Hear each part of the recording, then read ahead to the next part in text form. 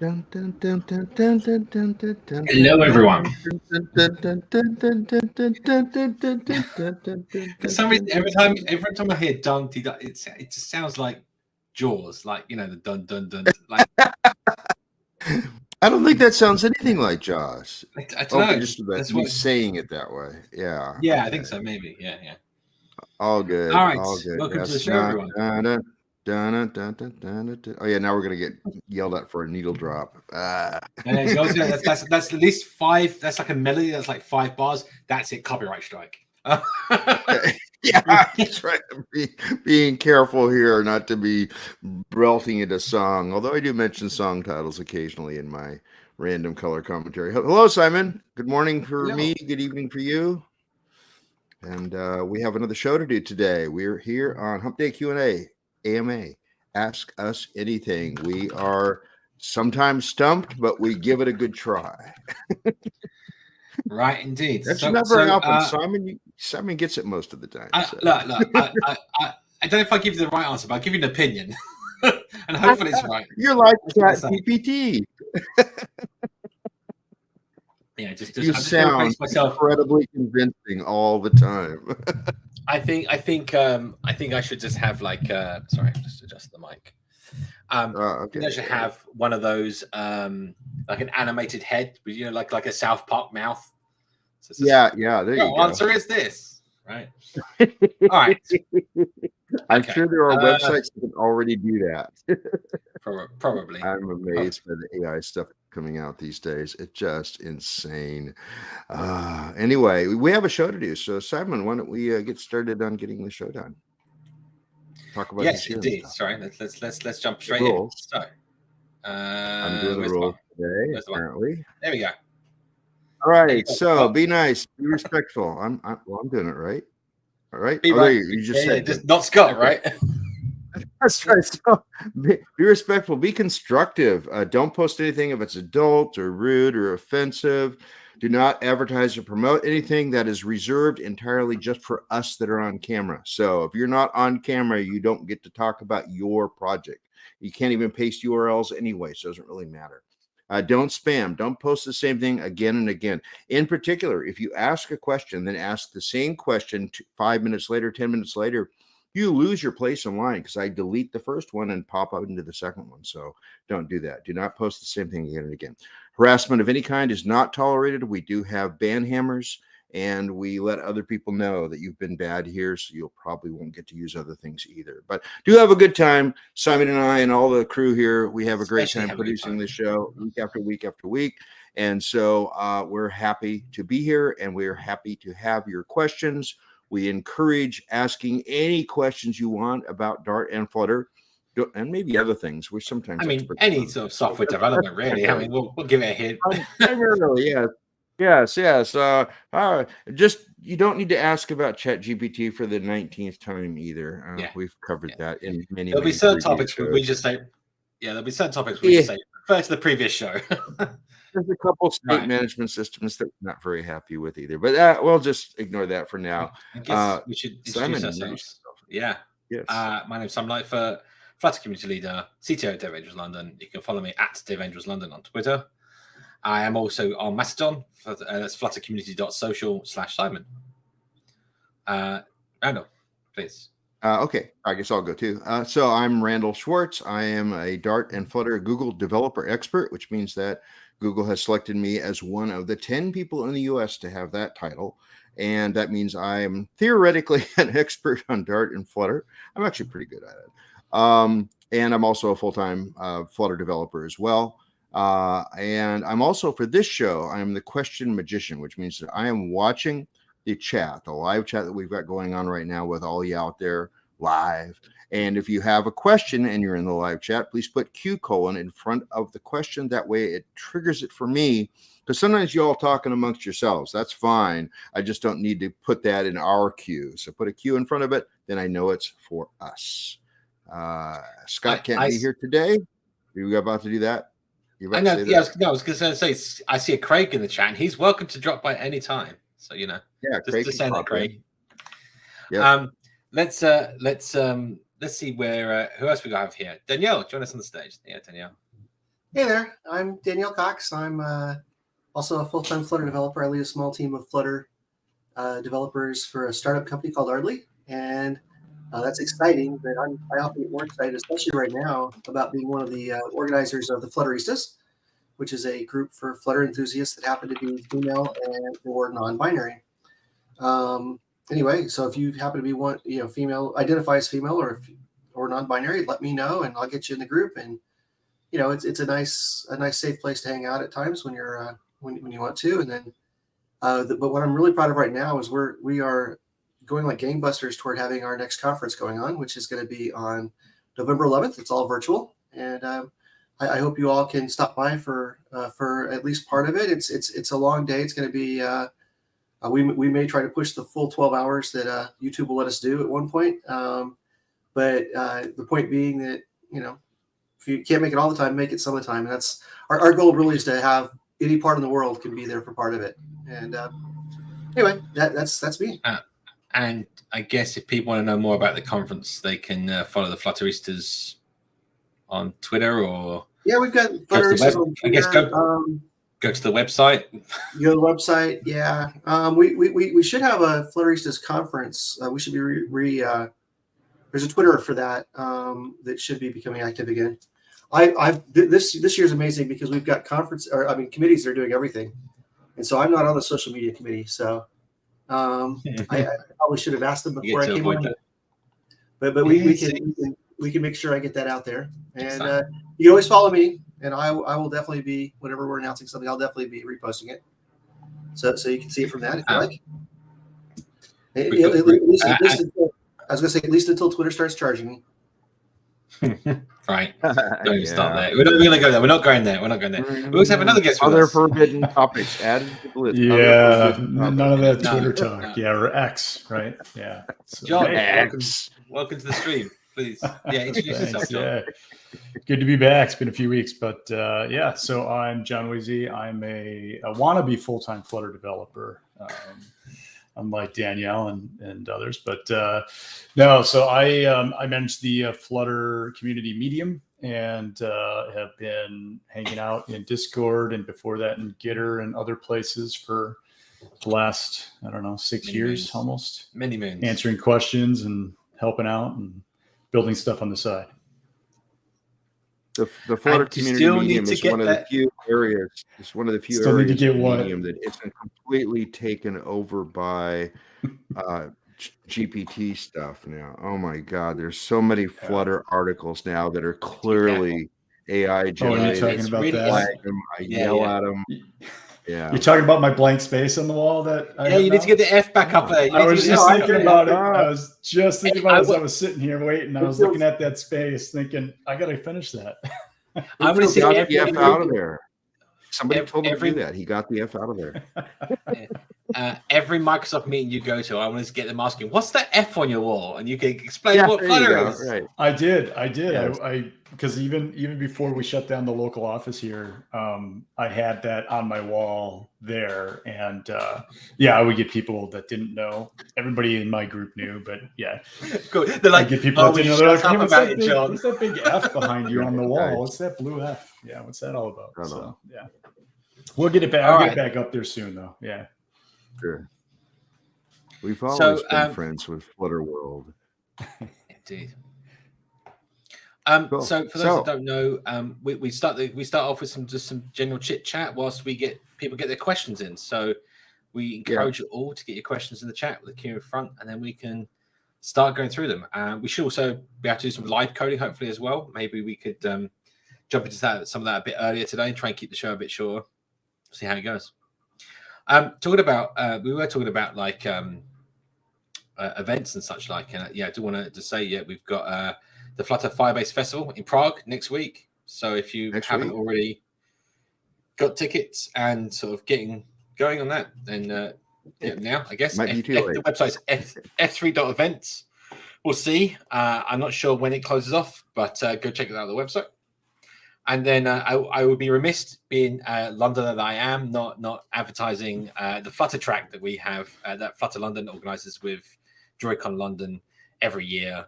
So that would be running 26th to 27th October. We have 2 full days of a Flutter track. at DroidCon London. So if you're in the area or want to be in the area, join us. John, I want to know, what did you think when you came and spoke at was it last year or the year before? I forget. It was last year. It was last year, right? What did you think?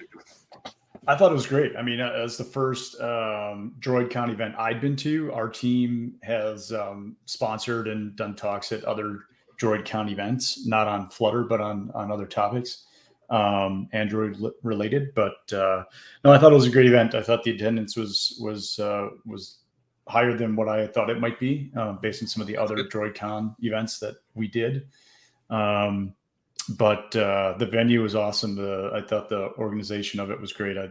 Our area for vendors there was nice, kind of central, had good flow through it. And as always, when we get together at the Flutter events, we had fun outside the event too. For those that want a discount, I'm going to post a discount link in the chat. So grab it now. If you're going to be in the area, then you can get signed up and get that lovely discount that is afforded to you. We try and tout our tickets in our conferences here as much as possible. Flutter and Friends, we had Lucas come on and talk about the event, and it went down without a hitch. Everything went really well. So I had a great time. Really missed that, but yeah, no, it's awesome. Hopefully next week we're all going to have a good time. I'll get to meet Danielle again, so that'll be fun. That's right. I think it'll be our 4th time. Sure. Yeah. Since we're still on random things. Yeah. Since we're still on random things, this is my last show for a little while, and the reason is that I'm going into surgery next week to have my right hip replaced. I will be part bionic. Yay. So that'll be fun, and it'll keep me. I've been hobbling for about a year and a half.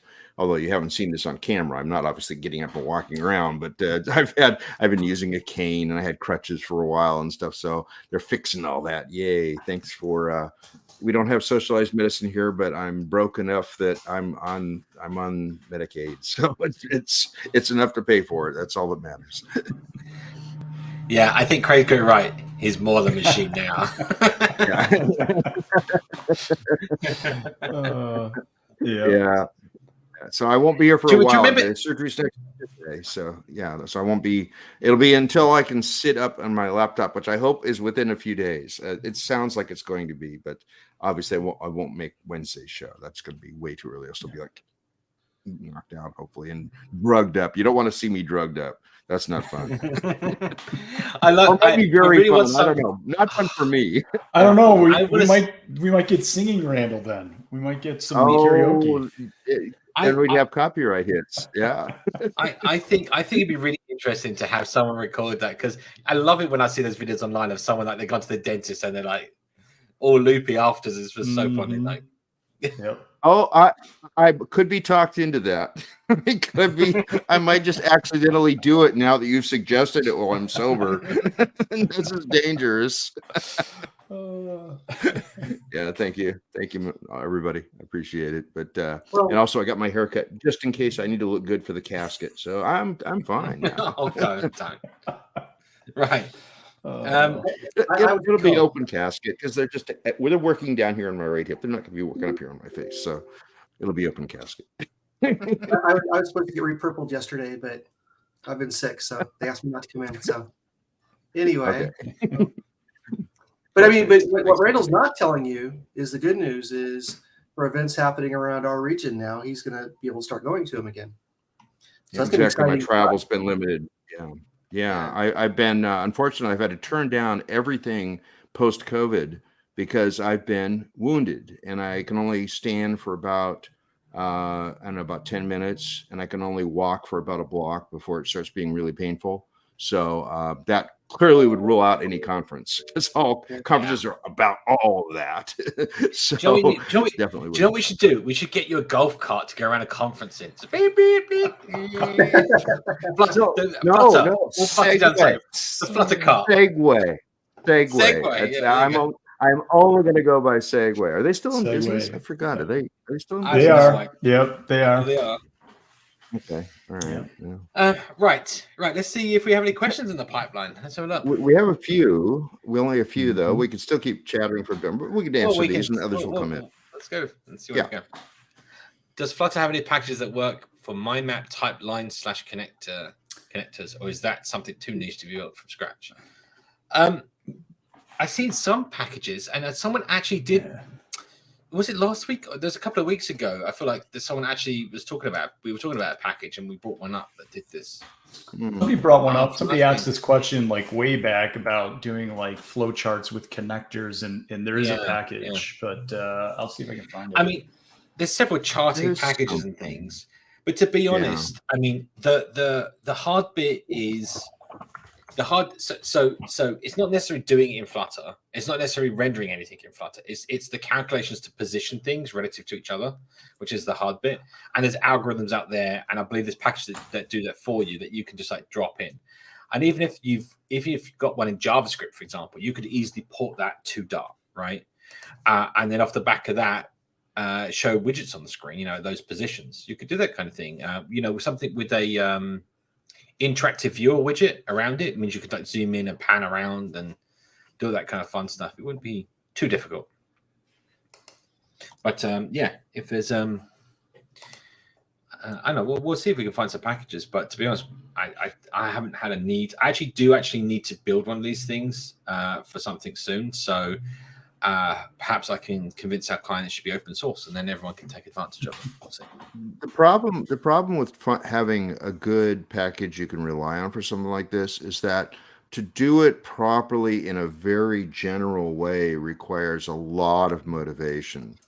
So people may have built specific things to do the exact kind of routing and diagramming that they wanted, but not necessarily had anything that's generic enough to even consider publishing sometimes. I've done some very specific stuff with custom paint that I'm not making a package of because I go, well, it's just to solve this one problem. So I don't have the way to abstract that. That's the problem with creating abstractions. And we've talked about this on the show before, is that you really need to build 3 or 4 completely different versions of it so that you can see the things that need to be correlated and things that need to be distinctly dialable, you know. So there's a lot of work to really creating a good framework, and people often jump too quickly to creating a framework from one instance, and then it looks really horrible for the next one. So there's also that aspect of when you build a library, most people don't think about sustainability of the package, right? In terms of people just like you have to you think about your interfaces, what you're exposing to the developers. Like you can't just expose everything because you have to maintain everything, right? You can't just like go, okay, I'm going to give you everything, and then you break it all the time. You're going to, people aren't going to want to use your library, right? So there's a balancing act when you produce a library or a framework that you have to sort of a tight line that you have to kind of cross, where you're like, you want to introduce features and compatibility and manage it over a period of time. It is a product at the end of the day, and it's going to takes an effort, right? Mm-hmm. Definitely. Yeah.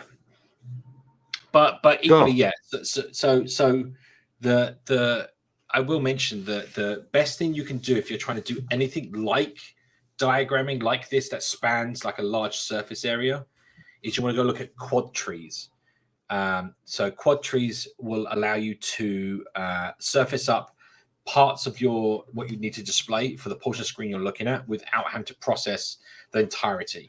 So if you ever wondered how like you might have like a whiteboard on a website that's like huge, like lots and lots of graphics, lots and lots of things, but somehow you can get like to scroll around and browse and everything else without drawing and painting everything, right? Then that's essentially how it goes. This is what games use and lots of other things. It's called quad trees. So that's how you optimize what you want to learn. So one thing before I just dropped it in the private chat if you want to put it in the comments. But so there is a package called Diagram Editor. You may want to go to look at that, and the source there might be able to show you what you're looking for is how they're connecting and doing the connecting of the objects. And the pub page has a nice little video showing you how it works, so you can see what they're doing, and then take a look at the code for that. Nice, fine. Looks interesting. Cool. Update reasonably recent as well. Mm-hmm. Yeah. Oh, there's actually a demo app and everything. Oh wait, it's a web. They go. Hang on. Let me see if I can share this. Yeah. A web demo. Oh, A web version. A web. Yeah. Shiny objects. Yay. Let's see if I can bring this up. Shiny movie objects. Right. So what's this? Let's library GitHub. Nope, that's not it. This is just buttons. Library. Probably just simple editor. Oh, this is fun. How do I Make a line. Make a line. Move to front, move to back, delete, edit. Edit. Oh wait, there was a corner. Yeah. Oh no, that just makes it bigger. There's a way to connect them, probably. Yeah, there's because they show it in the lovely icons that don't have names. Those always annoy me. I hate icons that don't have names. Although, they have, but they do have a thing over. What are you? Junction. There you go. I have no idea. I'm just. There must be. I feel like there must be like a shift drag or something like. Oh wait, what's it? There's a right arrow down at the bottom. What's that? Connect. Oh. Click on the other square after you click connect. There you go. Now move the square, see if it stays connected. Oh, look at that. Oh, I want to do this. I want to play with this. Oh. And to think it's all in Flutter. Maybe, unless they're calling out to a C library at the bottom. I don't know. What? Interesting. That would be annoying. Oh, look at that. What does that do? Oh, I can do arrows. Ooh, so just like a node. Yep. Ooh. And can you click on an arrow and change the properties of directions and stuff? Okay. Line type, line width. Oh, yes. Arrow type. I feel like it needs, obviously, this is not like link labels. Start label. Foo. Yeah. Now save. Let's see what it looks like. Oh, color. All right. Oh, look at that blonde foo. Ooh, nice. I could lay out my office this way. The problem you've got, right, is you need to make sure that you can this is great, but there's not one export import option. So I mean you could just add that, right? But I feel like as an example, if you really wanted to make but this is great, like example showing you how to use their widgets and everything else. Like this is pretty cool. Yeah, nice. Okay, can your example app use other packages? Sorry. Can you import other packages just for the samples? No, because if you're wanting to save off if you're wanting to export, you would use another package for that. You wouldn't want the package to be tied to that, but you can do it just for the example, right? In the example, yeah.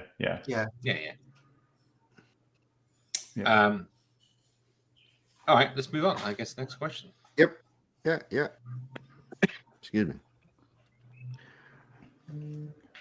I heard we were supposed to keep the contents of SetState call as small as possible. Where do people get this stuff? I think they're misinterpret performance tips given by people that talk without realizing.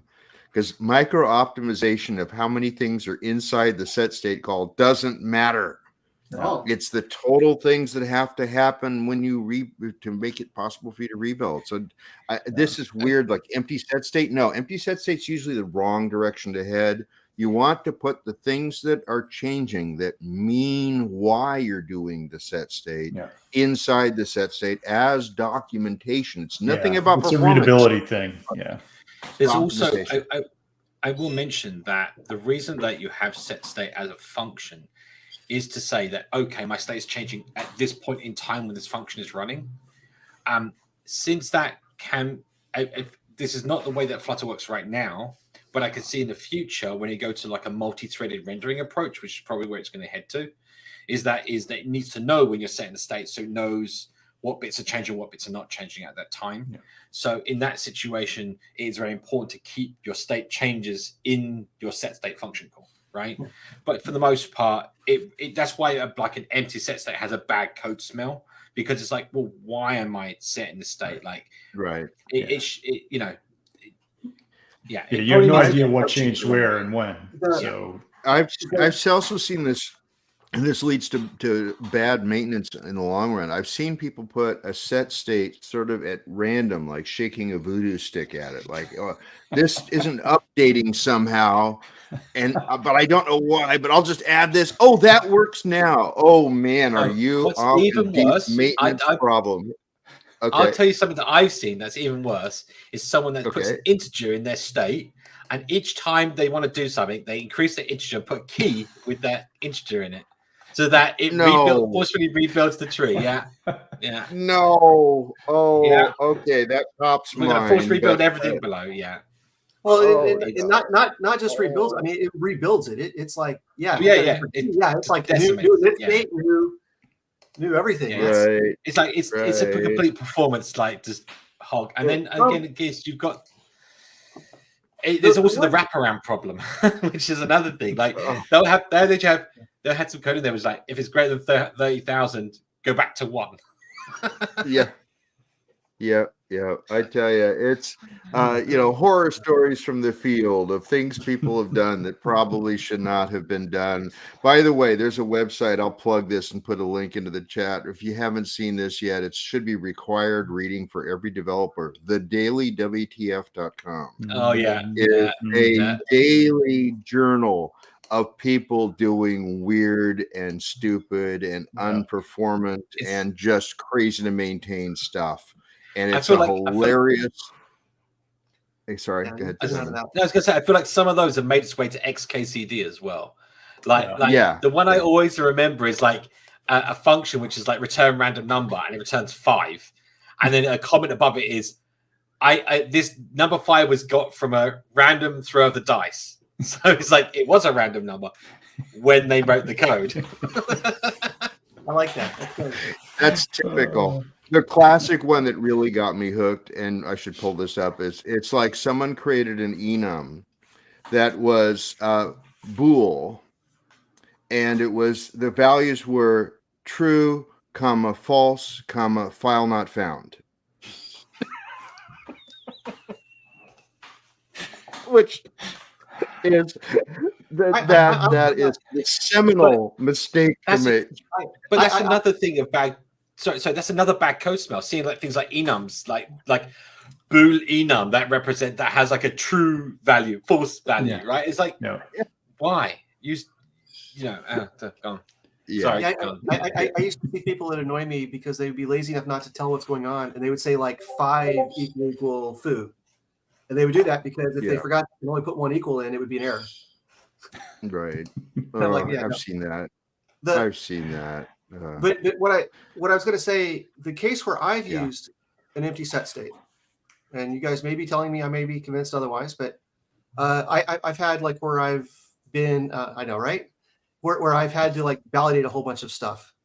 And so I've got a whole bunch of things going on in code, and I set a Boolean if anything happens, and then I do a set state down below just for that. So that, but I mean, I could put a lot of function and wrap that in a set state, but I don't know. But see, the problem is I don't know if I want to call set state. I'll leave it back up. And the reason why I do that is because I don't know if I want to call set state until something went wrong. Sure. But I only want to call it once. I tell you what I would do in that situation. I would be putting out the validation logic into a function, validate form or something that returns a Boolean. And then inside your piece of code where you actually want to validate, you're saying returning that into a variable, and then you'll then go, okay, is my variable different from my last state or something?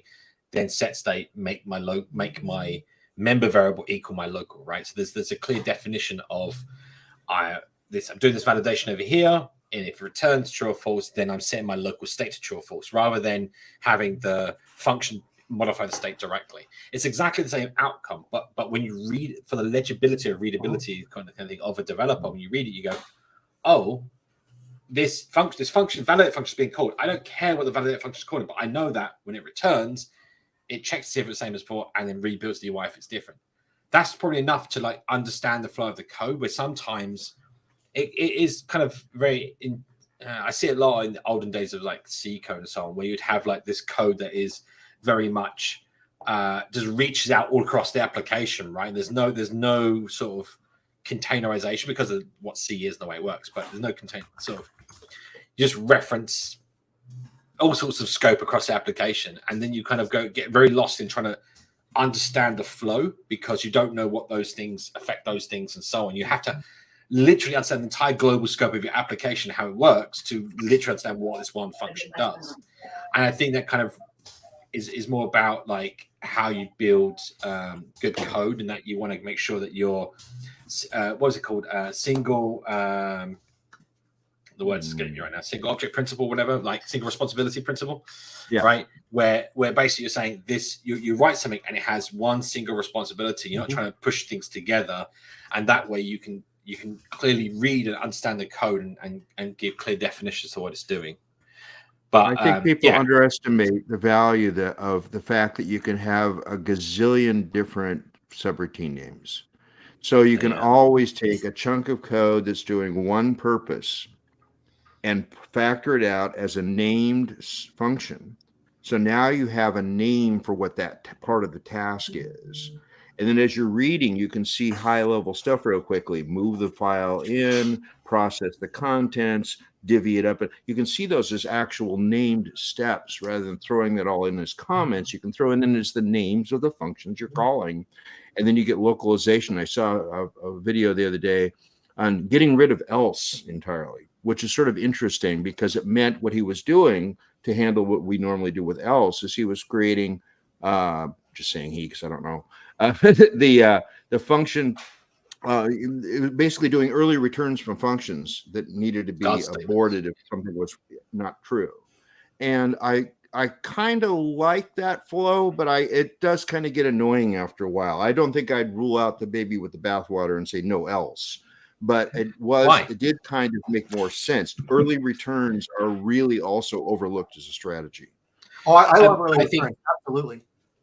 If you, I give this to all any juniors that are watching. If you ever find yourself nesting if statements, you're probably doing it wrong, right? Yeah, you're probably doing it wrong. And what you're trying to do is say guard the function from continuing if a condition is incorrect. So there's certain ways that you can structure the flow of a function that means that you're kind of doing your validation up front, your preconditions essentially, and then you perform the logic now that you validate that all this stuff is correct, or you've captured data out of external state into local scope, so then you can use it and you want to validate that it's correct. It's a very common pattern to do guard statements, which is basically, for those that briefly don't understand it, that is if you invert a condition and then you're returning early, right? So rather than continuing if something is true, you're saying don't continue if it's false, right?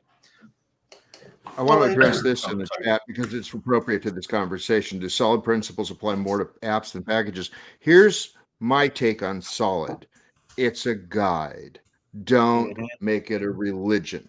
It's a design guide. If you're going to nuance things one way versus another, pay attention to solid, but don't ever get religious about any architecture diagram you see, about any principles. The moment you make it a religion, you're going to freak out when it doesn't really apply, and you're going to build weird code. I've seen people that put so many layers in that you end up calling the same named function in 4 different layers simply to make an abstraction that never gets used, in the sense that you never swap it out for a different one. And if you're never going to swap a layer out for a different layer, don't put a layer there. That doesn't need to be a layer. So, sorry, personal. There are scars to show we're doing it wrong.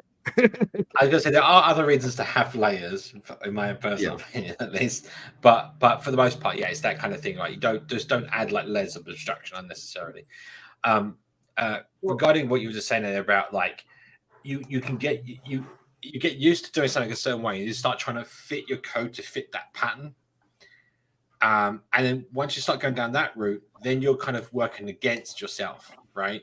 So I think, be careful. Like whenever you think you're doing something wrong, take a step back, maybe step away from the computer, come back and look at it with fresh eyes. And you'll probably think there's a different way I can do this that's like more effective or better or faster or smaller or whatever the thing you're looking for is, you know. One thing I would also kind of talking about things like the else's and stuff like that are when I'm looking at my code, you know, your code has a tendency to go like this and then come back, right? And that's kind of okay. But if it starts doing a lot of back and forths, especially if you've got one that goes like one layer and the next one goes two, or two indentions, and the next one so you're talking about sort of communication. You're taking sort of communication between classes and layers. You've got a lot of back and forth. Yeah, and so it's like there's so many things that you could. So one of the things that I really like about app demo that I've always put into my apps is what I say is unidirectional data flow, right? Which is this principle that what you don't have is things talking one way to then send the events back, to talk back, to do this, and you get this kind of constant chatter. Instead, what you do is you have flow of user action to operation to changing the state that leads back to update the screen that leads back, and so you have this flow of information in one direction, right? And that just simplifies the model, and you don't have mutating. That means basically when you do this, you have immutable objects, which also means that you don't ever get to the problem where you don't know where your state was changed, right? Like you don't know what time that was changed. That might affect this other thing, and you start have to think about your code in such a complex manner that you get lost, right? That's not actually relating. Yeah. Oh, sorry. I'm actually talking much simpler than that. I'm actually just talking about when you look at the code, how your indentions go. Just you don't want to have a whole bunch of out and in and out and in and out and in, because that can get very confusing to follow and tell where you are. So I'm really just talking about, this is more on the if else's and the parts like that. Whatever that last layer is should just be that. You shouldn't have a whole bunch of with ifs or with widgets, just building the widgets out, stuff like that. Because the more you do, the harder it is to follow it when you're actually looking at the code and trying to figure out what it does. And I wanted to relate one more thing while we're still on this topic and make it more specific about Dart and Flutter in particular. I see this pattern all the time, that people create an abstract interface with a true abstract class, so they can implement it once for their application and then once for testing. And it's because if you come from a Java world, that's really the only way you can do that. But in Dart, your core class, your functional class, can serve as the interface for your mock class for testing. And so you don't need to implement an abstract that both of them inherit from. You can do it simply by having your live class have an implements for your mock class. So don't always go reach for an abstraction right away. Don't build an abstract class right away. Make a concrete one first. If you need to, you can always abstract that back upward. But it's much easier to start with the real thing, get it, write your test class that's implementing your base class, and that's enough. I think we spoke about this before, but I think there's like this curve of the way that almost complexity of code that developers go through. They start at the very beginning, keep things simple, and then they learn all these patterns, and they complexifies, and then you realize you're building out all these layers, and it's already. And then as you get sort of more sort of experience, you start going, no, simple, cut it all out. You don't need all this stuff. And so you're not going to need that ever. Yeah. And you learn that I did all this stuff and it never got used. Yeah. But I do want to make a point on that. For people that haven't been on that journey yet, if you're at the beginning part of that journey, take the journey, get overcomplicate it, learn it, and then you know how to simplify it. Because the simple code you end up with as an expert is not the simple code you started with as a beginner. Oh, yeah, true. Not even close. Yep. All right. Did we beat that to death yet? Or we? Yeah. I got to bring this up. Jen, okay. Thanks, Craig. Yeah. Thanks, Craig. All right. Let's see. What's next? Yeah. How is Flutter micro app package for micro front ends? Not got a clue. No. Don't know. I don't know. I'm gonna have a look at it. I have no idea. Let's ask ChatGPT. ChatGPT will. I can say that because I'm here. What's this say? This is let's explore. I mean, speed up the creation of micro app structures in Flutter applications. Should we bring it up? It says it's in beta. Oh, this sounds like an unnecessary abstraction layer. Micro app structure. Distribution, independent, multi-platform, Bingo. Buzzword bingo, I won. Oh, this has got to be a joke now, and I'm sorry for that. Somebody's serious about this.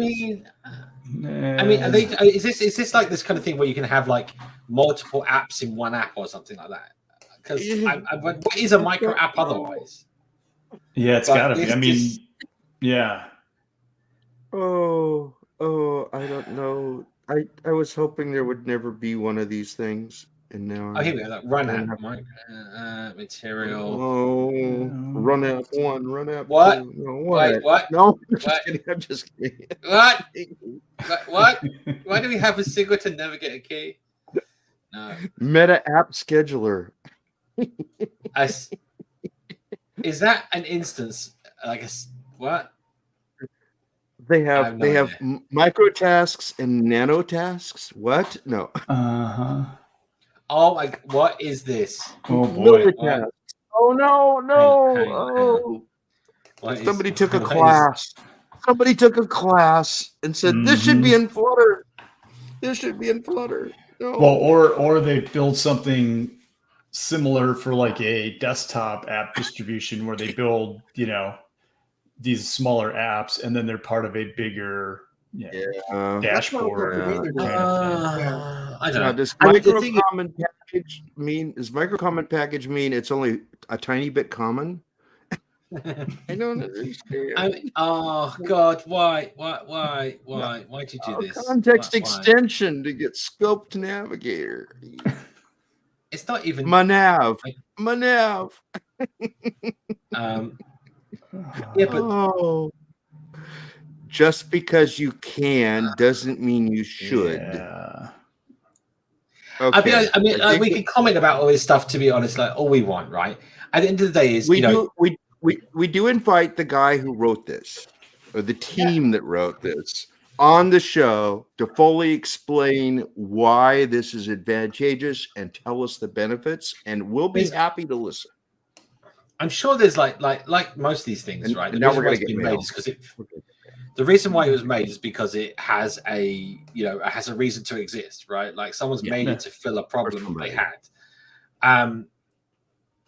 But I think I have a problem with the fact that if it's not truly explained what problem it solves or where it fills, then you'll get the misuse of it, right, as a library.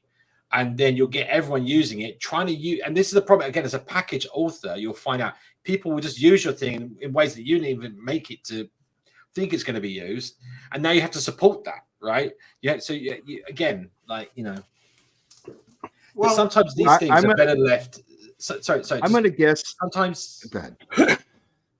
Sometimes these things are kind of better left inside an app project, right? They're not good as a public package, right? Because it's glue. Maybe it's glue logic that's specific to your use case of your product. It's nice to take it out of that and make it a package and make it abstracted and non-specific. But at that point, what use is it, right? Does it fulfill its original goal then? No. I'm going to put money on what I think the origin story of this package is. A manager was looking to use either native code or Flutter, and he said, Java can do microservices. Can Flutter do that? And the team, not wanting to do native, said, yeah, Flutter can do that. And they had to come up with this abstraction layer that they all hate, but they have to use in their project. Just because the manager read the word microservices in some magazine or blog post somewhere. Who remembers dialog boxes that used to look like that? Right? Yeah. Oh boy. Wow. I mean, Android 2.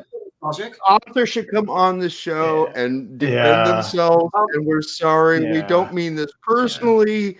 Yeah, Not sure. I don't know. I worked in the past with like a software vendor who built, I think it was in legal maybe, but they had many different applications that they sold individually or as packaged software together. So even think of like Office, right? You can buy or you used to. I don't know if you still can, but you could buy Excel, you could buy PowerPoint, you could buy whatever, or you could buy Office with all of them. So it seems like what they're solving is if you buy products, they just show up in the app as another app you can run or launch, and they're just trying to create a launcher or functionality even, right? Functionality. We're trying to put functionality to this thing, but it really doesn't describe what its use cases are.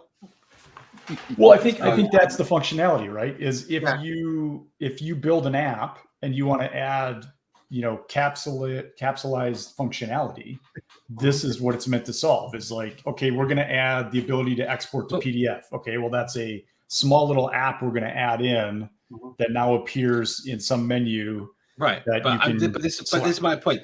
This seems like, this thing seems completely over-engineered, because I mean, in that sense, Flutter already supports that the way it operates, right? You don't really need anything out of the box to do this. You just put a navigator or a material app further down your hierarchy, and boom, it works, right? If you really want to, and if you need to solve how that connects on messages, that's like a small class away from with some streams. This is like Lego that's built out of smaller Lego. Well, unverified publisher can join us sometime. Unverified publisher, you're welcome on. I agree. I would love to hear that too. But when I'm looking at a package I don't know anything about, it's not that this is always a deal breaker, but I take a look at the the stats up at the top. See if it's tested. If you take a look at this one, this one's missing some really easy pub points. It's got a URL in the pubspec.yaml that doesn't exist, and it's got an extra question mark dot somewhere. I mean, those are super easy to fix, and they haven't gone through and got the extra pub points. I mean, we've already said this is niche enough. I can't imagine the popularity would ever be that high. So that would not necessarily stop me from doing it. But I mean, but for a maintainability, that gets me to look at the versions. If you look at the versions, they did something a couple months ago. But it's been a year. Do you know what I found is really worse? Where's the source code? Oh, no. Oh, that's not good. Yeah. I would probably not even do anything without source code, just because I don't. I mean, we could. By the way, I want to be clarified. I want to clarify. All apps on Pub are open source, because you go to versions and there you go. You can download the source code right here as an archive. Yeah. It's just a pain to download a zip file with the contents of the source code and then extract it and look through it, rather than just going to a GitHub link, right? Yeah. I must have a link somewhere, surely. I don't even go bother. Let's move on. Next question. Yeah.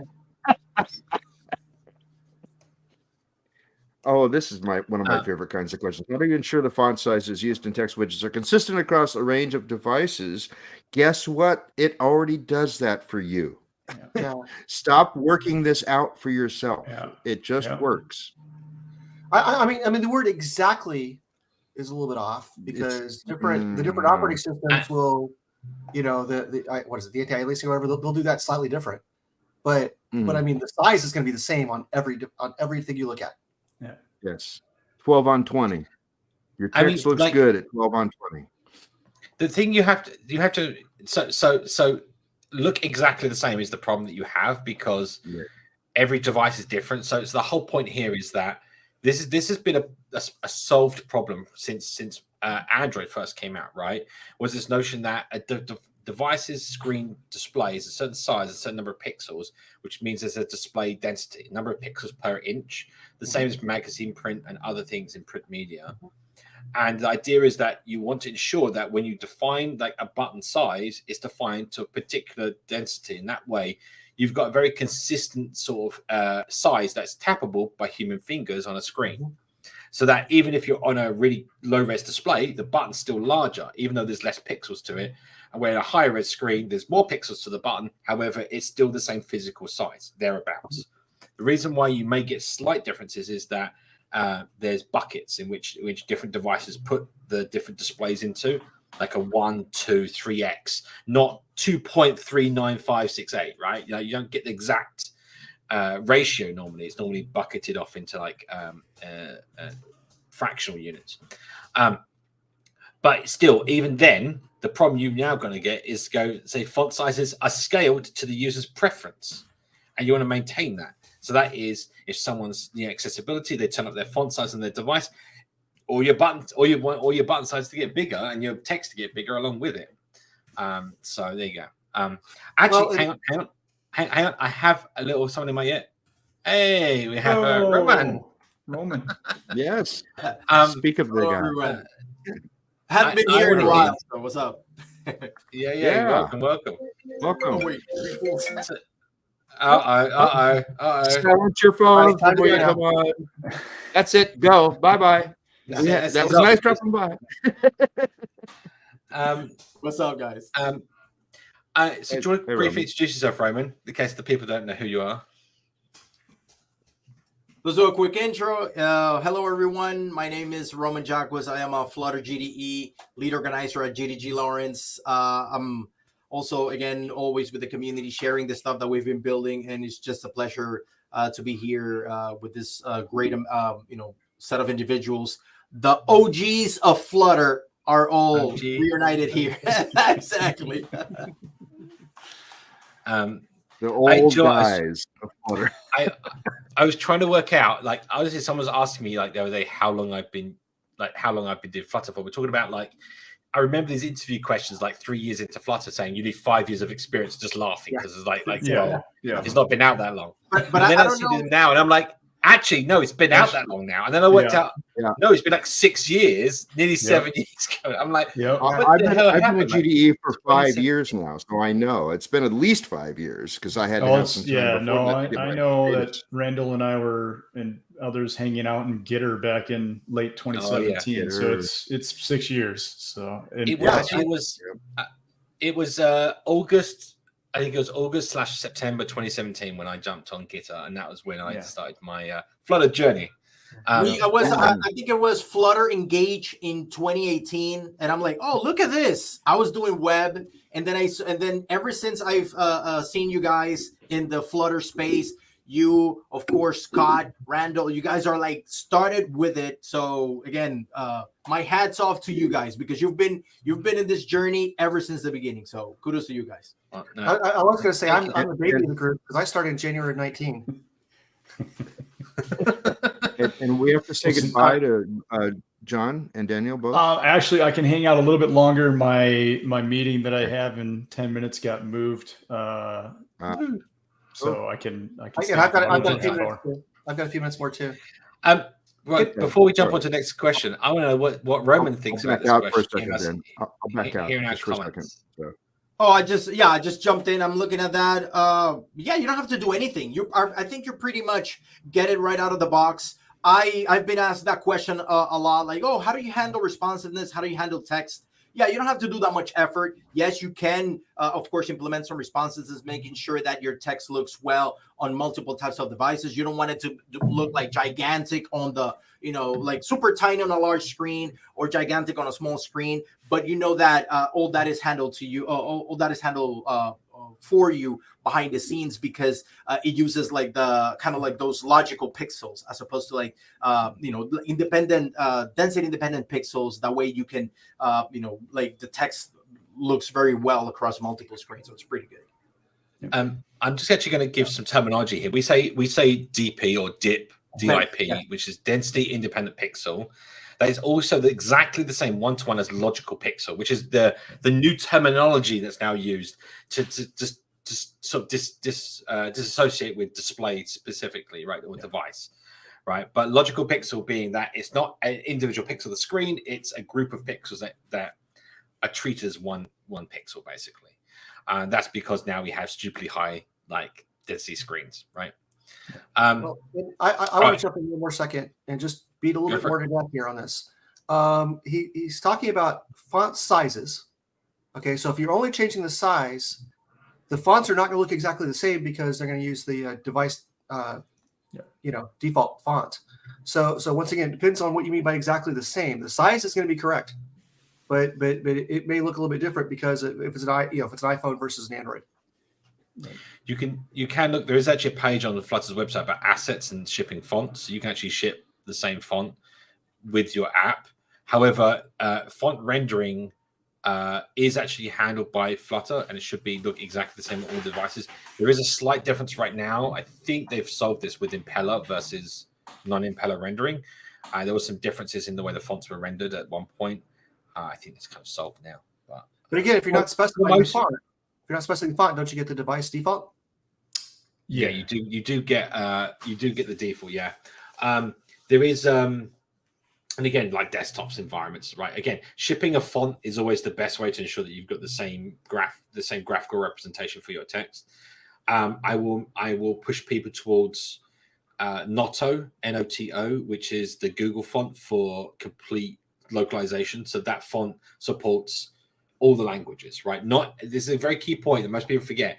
Not every font has every glyph in it, right? So you can't just go pick like a nice font and go, okay, why is it not displaying in Arabic? Well, because that font doesn't have the Arabic characters, right? So yeah, just be aware that there's plenty of fonts out there that don't have all the characters from Unicode. Unicode is a huge standard, but Noto is literally a global effort in making one font that has all the glyphs for every single language. So. And to back up your point, Simon, is about, like, for example, shipping your own fonts. I usually do that. Like, I bring my own fonts with the application to ensure that across multiple devices you can see the same type of experience. And also mentioning the point that Danielle mentioned, like, if your application, if you just use the default fonts that comes along with, let's say the Flutter, let's say Flutter Create project, like the sample project that you get. I don't like my applications to look like everybody else's. That's why I like to bring my own font. So that's a good thing to do, and it's easy to do. And also, for example, like even when you're dealing with like icon fonts as well. So you want to ensure that all the glyphs are available. You do have support for localization. I do encounter that when I build applications for both English and Spanish. Like, the special characters are not showing. So those are the things that also need to be taken into account. There's an interesting thing just to note for the people that don't know.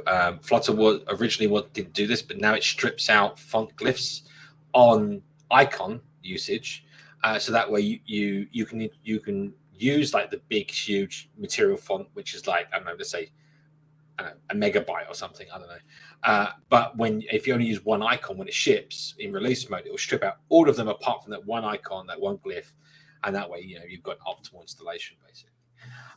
Briefly talking about this, I just want to cover that there is this package, Google Fonts. That basically packages up all the available fonts on fonts.google.com, and you can just instantly use them in your app. Basically, it downloads them, it does a bunch of stuff. You can read the guide. It's kind of interesting. I will say that their generated code for their whole font collection is huge. You probably don't want to go command click into the font library because it is like a 5 megabyte Dart file or something stupid. So that'll probably catch you up if you're not careful, and probably freeze your IDE because it has to syntax highlight the entire thing. This is what I said about earlier, that not all fonts support the characters, and you'll get this the little boxes come up, and there might be a box with a cross through it, which is tofu, which is the name given in the font industry to a square block with a cross through it, which is like the no character found, no glyph found. It's called a tofu character. And it's if you want to know, there you go. It's it looks like a block of tofu. That's kind of a name. Anyway, moving on. Let's see what's the next question. Are you aware of the iOS 17 issue unable to build a Flutter app whilst using the new version of Xcode 15? Nope. I haven't tried it. I can tell you, I just upgraded to 15, and I was having trouble building a Mac OS app for a little bit, but that got cleared up. I was gonna say, Randall said he just tried it this morning and it was working. So for Mac OS build, yeah. I would say two things though about this, and that is, whenever you get this kind of thing, first you need to isolate the problem. Is it a problem in your code or is it a problem in the Flutter code, right? So the first thing you can do is just do Flutter create a new project, try and build it, try and run it. If it all works fine, then it's specific about your configuration. Because every Flutter app has a folder for the specific platform, it could be that needs to be upgraded. And normally that involves what I would recommend people to do delete the iOS folder, check your code into a repo, delete the iOS folder, then do Flutter create dot, maybe with your project name and bundle ID or whatever else. And then it will recreate the iOS folder and then try and run your application. You might then, if you go into your Git management tool, you can then go, oh, I want to keep my bundle ID. I want to keep this. I want to keep that, and restore those few lines of configuration that you've changed. And that way you get the rest of the configuration, maybe an updated plist file with new parameters and everything else coming in. But to be honest, if you use, I literally for years had problems with Xcode beta, right? The point here is new iOS versions mean that you now use new Mac OS versions mean that you now need to use a new version of Xcode, which now needs a new version of this, new version of this, the way Apple works. So there's actually a problem you can have as a developer, that you upgrade your OS and then you have to upgrade the tools and they're not compatible. So yeah, first be aware that can happen, and don't be the first one to go ahead and do that until things are ready. Yeah, and I do remember what I had going on yesterday. I've not chased it down because I'm not using iOS, but my Flutter doctor is complaining, saying unable to get list of installed simulator runtimes. So my Flutter doctor is saying I've got a problem. I'm not building for iOS, so I haven't worked on chasing that out right now. But that is something for real too. Yep. There was release notes. They just released a couple of point releases, and I seem to remember them fixing some iOS issues around the latest versions. Let me see if I can bring it up. Otherwise, we'll move on.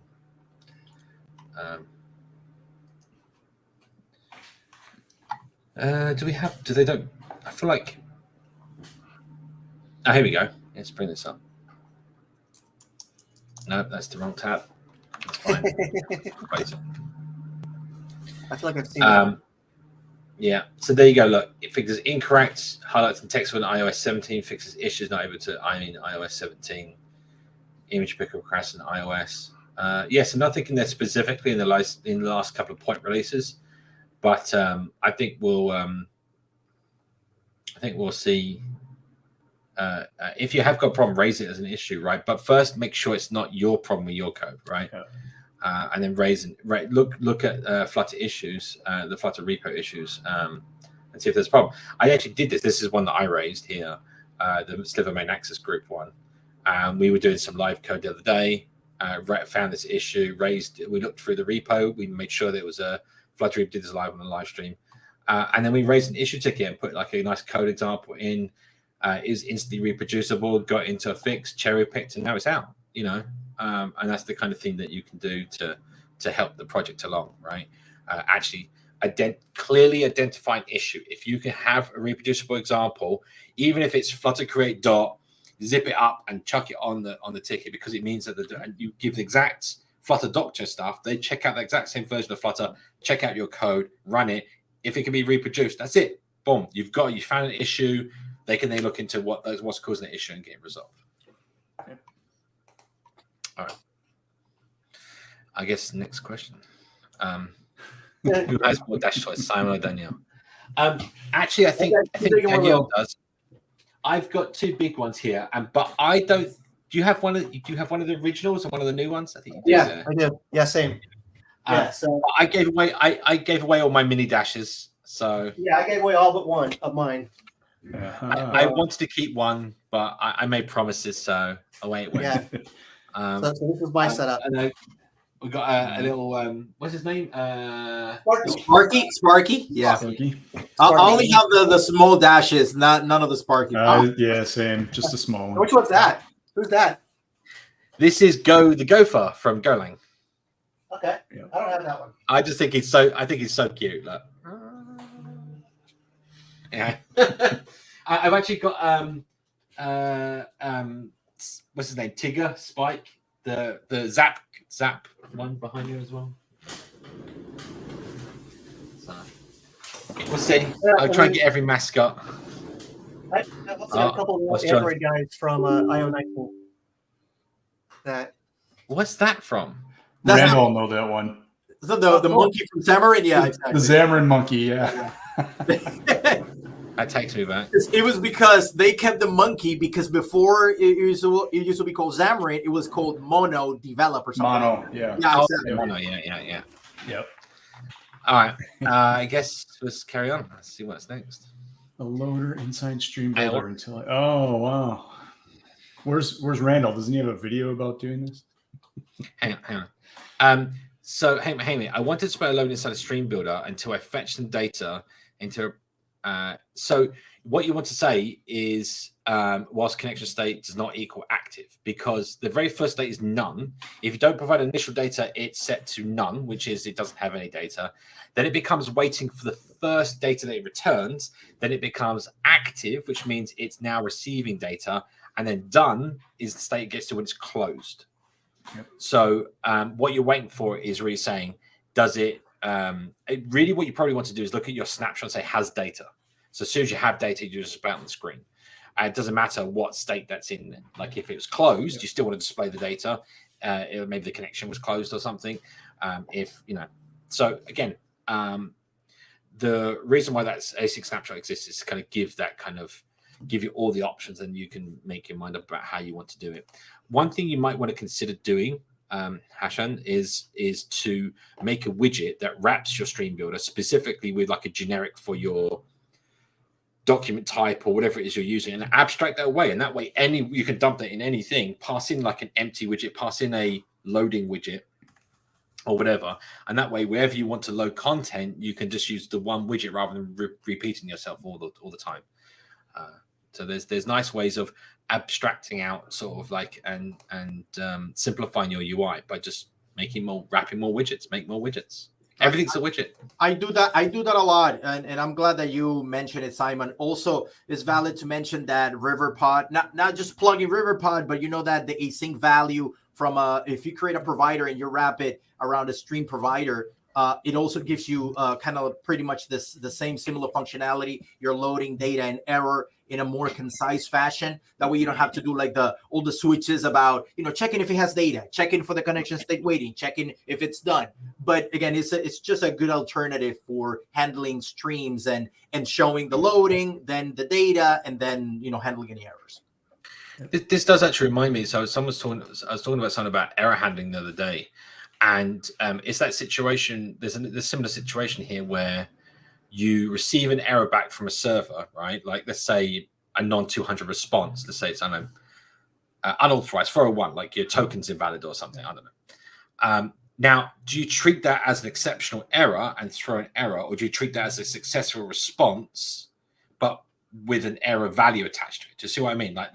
It's always like a throw up. It depends on how you deal with your RESTful API for like HTTP in this case. But there's definitely an error when it's a network connection fault, like your connection's terminated, your headers don't get sent, that kind of thing, socket exception, all that kind of stuff. That is an error. You cannot that connection's gone. You cannot continue, right?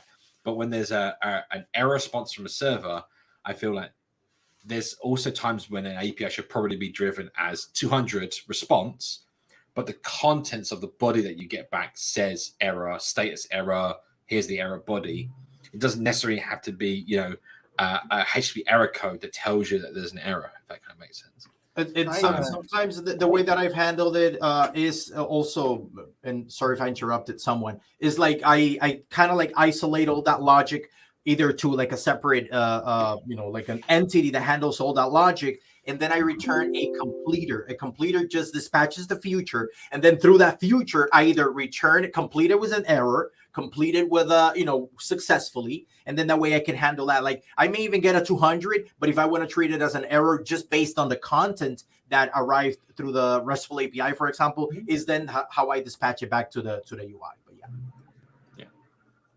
I'm going to say that at a previous job I worked at, we had a PHP backend that we worked on. It doesn't really matter, but we would our response in the JSON, there was actually a success that was set to 1, and we did that just so we could tell that we got a successful response back.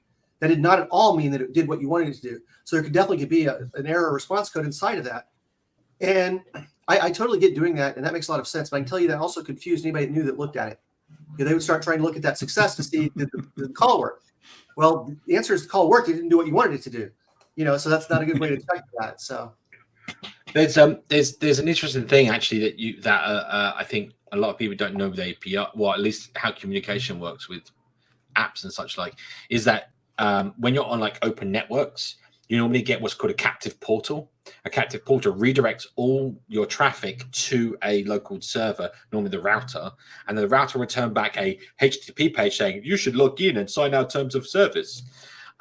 Which is fine, but it means that as an application, you might be making a request from JSON and get HTML back, some random server that you don't even know, and you'll be wondering why you're getting error reports of your app going, why is it not working, right? What you need to be doing is like validating that response quite heavily, making sure that it is actually coming from the server you think you're sending the request to. It can catch a lot of people out. And I do want to say that with Roman here pumping Riverpod, it's almost like we don't even need Randall. Oh, I know, that's not true. Before, yeah, there you go. Shout out to Remy. That's it. Get rid of that box. That box should go away now. I actually did, but not that I have much to add. But the next question I should be around for. So, and then I'll probably drop. Okay. Let's jump on to the next one while we're here. Yeah, and then we'll see how we go. Having a issue when text fields sometimes just don't respond to key press on web, and often it's just a space key. Any insights on how key presses work and how to debug what's intercepting them? I think this is a perfect one for Danielle. Danielle, any ideas? There you go. It is, but I don't know that I've got what I want to add to that per se. Wow. Okay. I have never really, I've not consistently ever seen it where they're not responding at all. So the only times I've ever seen things would be like if I tap something, sometimes maybe it feels like I thought I tapped it and maybe it didn't take it or something. And that's not something I can prove that was real. But as far as once I'm in it, keys, it's always responded to me on that. So I don't know on that. So the key process is actually an operating system level thing, isn't it? It's not a web thing. Is that right? Yeah. When it gets delivered to the web view can then intercept on key up, on key down, like, and then that kind of the actual DOM, as it were, they're registered with JavaScript, and the JavaScript receives those through back channels to come back into the Dart Flutter framework as if it was pressed by the keyboard directly. There should be no problem in that. I've not seen those kind of problems since literally the very first alpha versions of web, right? Where we did see kind of that kind of thing. But that's when it was like being put together. I'd be interested to know. First of all, what Danielle said. Are you being caught out by the tap area? Because if you remove a decoration from an input field, it gets quite small. You don't realize. So check your content padding in the input decoration, and that kind of gives you a larger tap area around the input field. Tap anywhere in there, and the input field will get focus. So check that one out. Perhaps there's something that's. Sorry. Perhaps there's something that's stealing the focus is another thing. If you've got some active element on the screen, it could be requesting the focus away from the field, in which case, as you're typing, it will just won't type in there anymore because some other widget has requested the focus. Yeah. So that's another thing. But if you see a flashing cursor, it should type. Now I haven't looked to see if this is still going on or not. I probably should.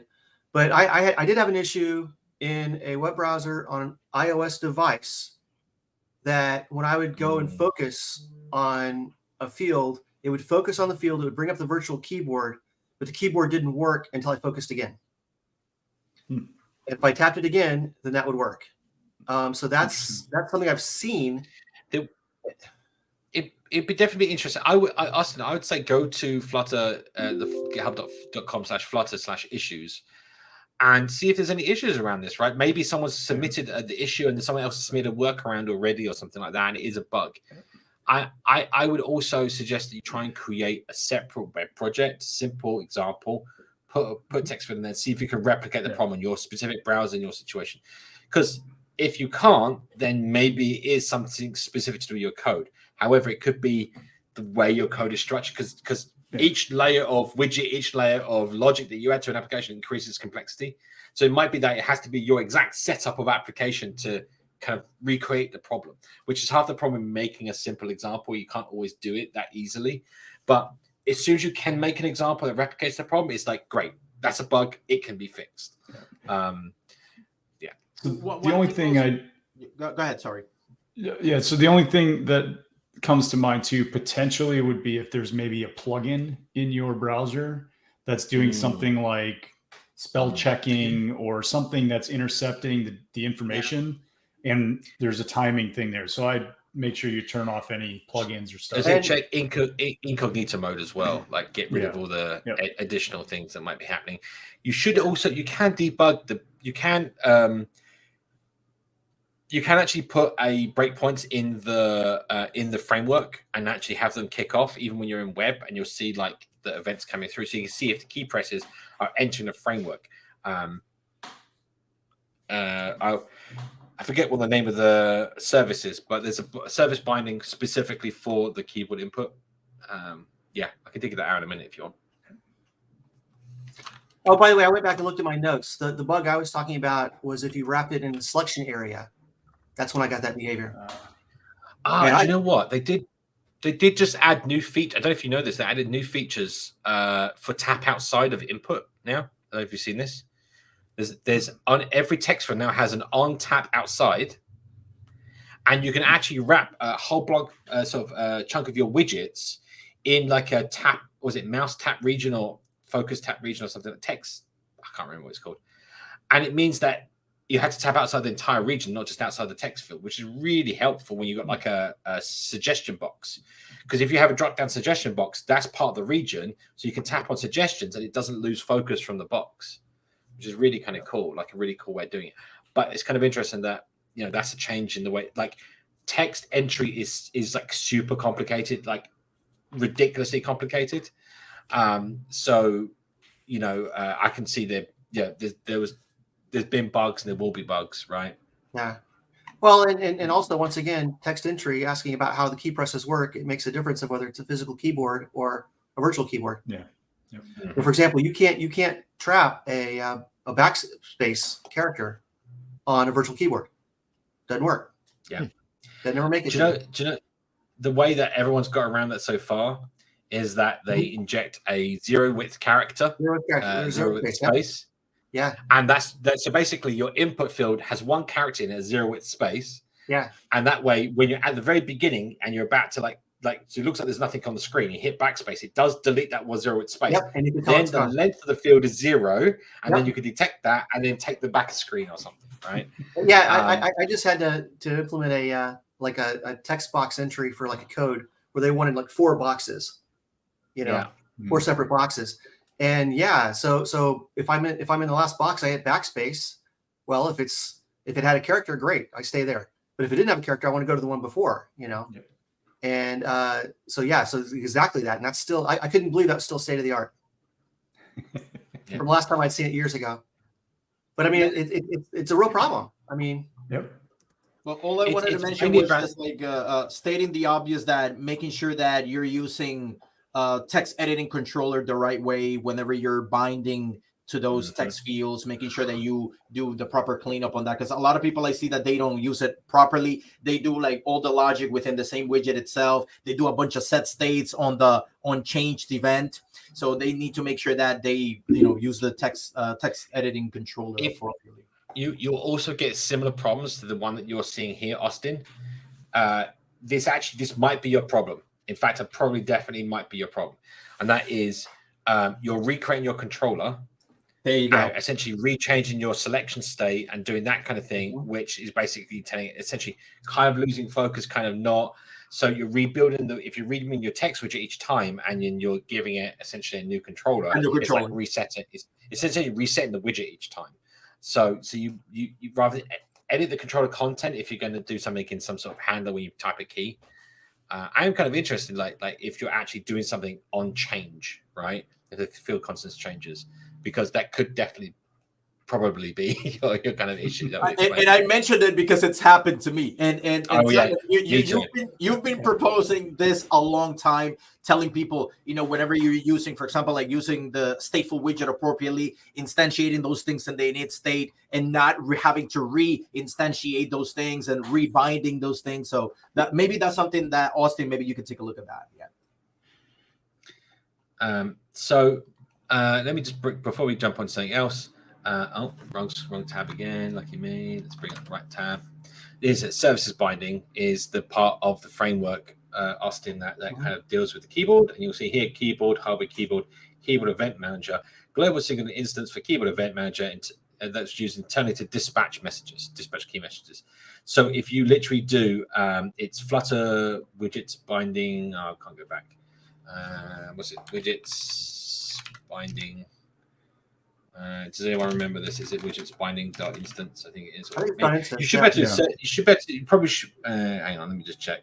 I think there's here. So you should better do service binding dot instance dot key event manager, and then that will take you to this, and then you can then look at maybe registering a handler or some such thing, right? So have a look through, see what you can find. But yeah, this is the area that you want to look into, services binding. Yeah.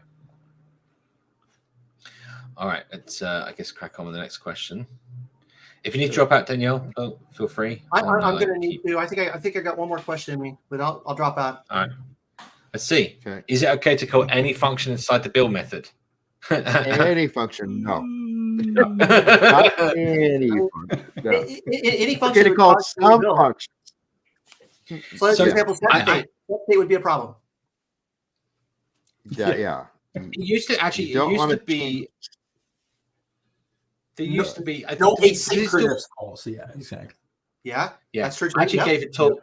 I gave a talk in FlutterCon about this because I seen it before. It's basically you want to treat your build function as its own self-contained thing and not have any side effects. So you don't really want to be changing app state as a result of build.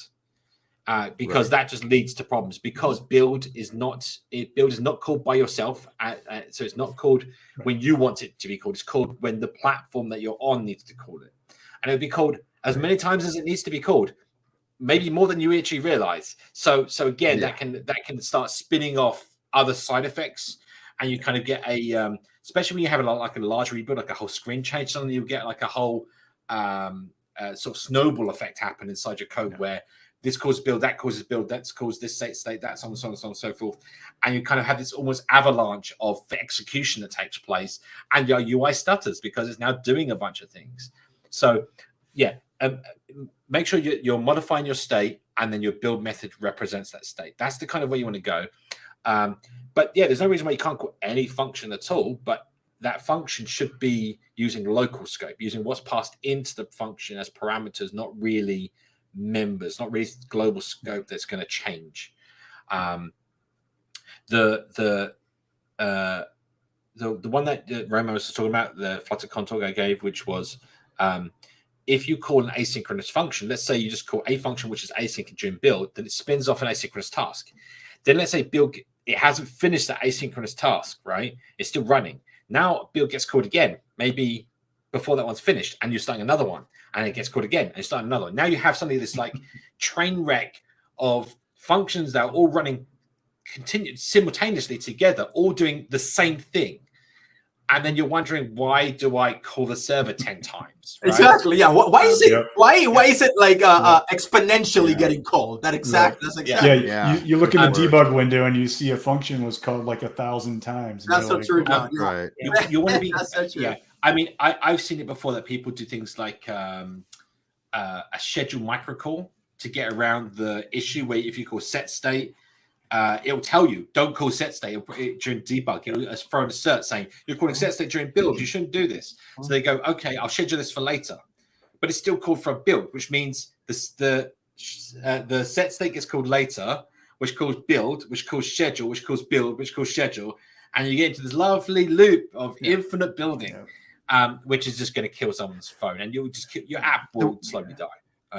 The analogy I came up with a couple of days ago about this, which is really nice, is hold still while I take your picture. Think of it that way. You want to have everything static so that you can paint it.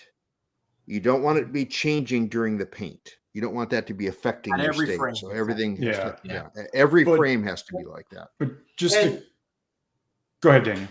I was just going to say, the other thing is that you may feel like you're being safe because you're only sometimes calling this async operation. You say if this condition, okay, well this only happens every minute. So at that point, I need to go and call this function. Well, once again, if it hasn't returned, you in that same situation that Simon was talking about, where the next time it still hasn't, that condition is still true. So you got to be very careful with anything like that. Yeah, and I was just going to say, just to clarify, in case we get some newbie that doesn't fully understand it, when we say like don't call set state in build, that doesn't mean you can't have a set state somewhere in the build block. You can have it in a button handler on tap, but just don't have within your build a direct call that calls set state as part of what you're doing. So just to clarify that, because I know otherwise somebody will come back and say, well, you said never put set state in the build. So how do I? Yeah. that actually did literally, people came up to me after I talk and said about that. And I was like, yeah, but it's not running set state when the build function runs. It's during the execution. Yes. I was trying to get that across to the slide. It's build execution, not having side effects, not build produce anything that does set state. So, and that's why it's crucial to understand the event loop in Flutter. People say like, yeah, but no, that is crucial to understand scheduling micro tasks, how the event loop works, and understanding the sequence of events that happen when you do a build. So yeah. Yep. All right. It's also important to remember. Oh, yeah. Thank you. Go ahead, Daniel. Daniel. We'll see you soon. Thank you, Daniel. Are we doing any kind of a show from Prague, Simon? I haven't worked that one out yet, so we'll find out. I'll see you next week, or I won't. See you in Prague. See you in Prague. Take care. All right. Yep. See you, Daniel. And I'm going to head out as well. I got to run. Thank you. Postponed meeting. So thank you, John. See you guys. See you soon. Cool. I wanted to follow that up also though with the statement about that. Think about though that anytime you say I can't run this in build, so I'm just going to have to delay it with I love the one schedule the next frame thing call, because people throw again voodoo sticks. We already mentioned it earlier in the show. Don't just use that to shake a voodoo stick at it. What you're saying is go ahead and paint it the way it is, and then the next frame fix it up. Guess what that might cause? Flashes of all sorts of stuff that's not correct yet. You need to think about why you need this to be correct already and back up in your process to make sure that you either have an alternate clean thing to show, like with Future Builder or something, or Stream Builder, or you get the data before you even get to that widget somehow. And doing this stuff with this add post frame, it's like that's shaking a voodoo stick at it. I see it way overused for stuff. So just throwing that in there. I want to just share something here.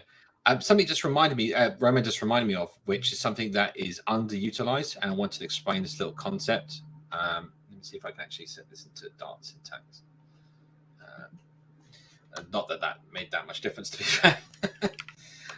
Wait, we got to cover this. We got to cover this too before we get off that. Yes. That's been a wonderful thing. I refer many people to that on the official Flutter Dev YouTube channel. You see, is it on the? No, it's your talk, isn't it? I don't remember. Sorry. Yeah, I think there was an official video on the lifecycle of widget. I think, but there was also Craig did a lovely talk and Vikings about that. Yeah. So I want to just show people this. This is kind of an interesting concept. So. You might get like a stream of data. You might extract like map a field to extract a field. Async map is very underutilized. What async map does is it pauses the stream whilst the asynchronous process is occurring.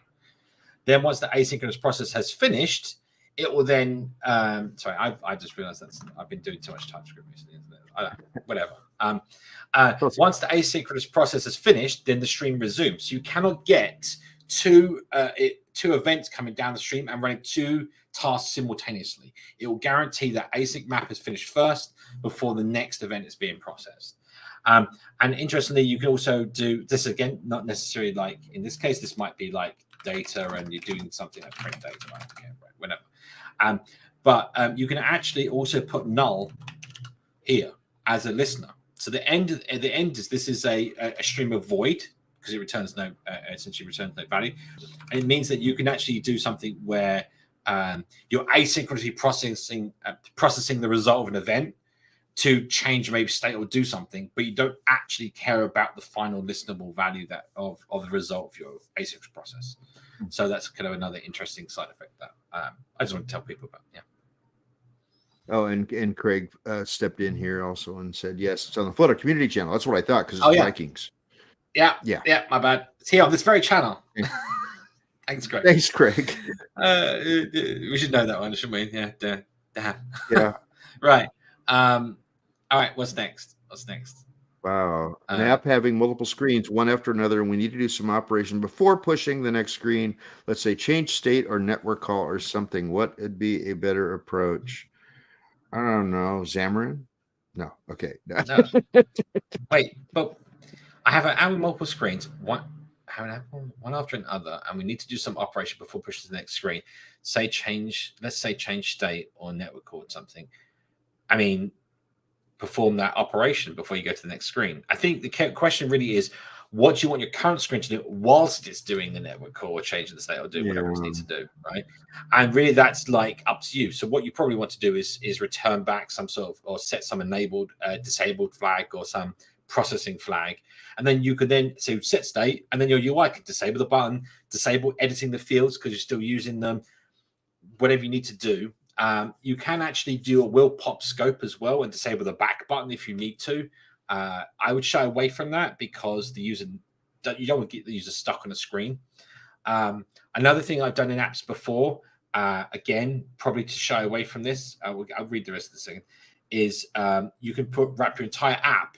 So if you're in your material app inside Builder, you can actually wrap your entire UI in a loading indicator and have some sort of global indicator state that you set when you're processing something, and it does ignore pointer or absorb pointer or whatever for the entire UI stack, and shows a spinner with like a gray overlay or something, I don't know, whilst it's doing something that you cannot have the user continue with the application until this thing is done. That's few and far between. It's become a bad UX topic, so be careful how you use something like that. But there's banking apps and things that need to do that kind of thing when they're processing a payment. You can't interfere with that until it's finished because you need to know the result and give it to the user.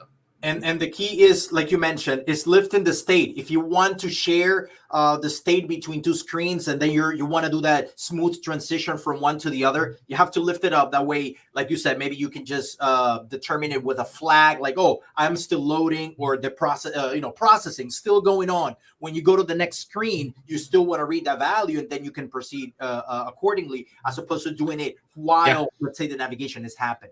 I mean, another thing, you could put your logic inside the second page. So when the page enters, you can defer it. You can defer it, correct. Yes. So you're not stopping the transition to the next screen. It's the next screen that stops the user proceeding onwards from that point whilst it's loading or whilst it's processing or something, right? Correct. But again, that's really down to like how you want to approach that thing. And there's other sides to this you might want to think about, which is perhaps what you're trying to process doesn't involve what they input on the screen directly. So, for example, maybe you can get a list of options for the next screen from the server, but you could also do that on the splash screen, right? And cache it so that when the app starts up next time, it's just immediately in memory. They go to the screen. There's no loading necessary, right? So there's kinds of ways of lifting the state up and approaching it differently. So you're not stuck in a situation where you're constantly showing spinners to the user, which is a really, really, really, really bad thing to do. Users will so get peeved off of you in a bad connection where they're just sitting there waiting for like spinners to load all the time. So sorry, go on. What was this? This is a continuation. It's multiple screens. Be pushed to a certain individual condition after. That can be pushed to a certain individual conditions after one other. 1, on-complete, then push the screen, put logic inside class, 3, pop value, then push. I think there's an interesting point here. You've got on-complete, so I'm assuming maybe that's like a future on-complete or something along those lines. I'm thinking. Yeah, that's what I'm assuming. I mean, at that point, like you can definitely do that, right? But then you need to check the mounted flag, right? Make sure that you're checking to make sure the screen is still on the the widget still be part of the widget tree is still being used, so that when the asynchronous function returns, it then knows, okay, I should continue in case the user presses back or leaves the app or something, right? Put logic inside class. What I wouldn't do is like when they say push other screen, sure, you can push the other screen.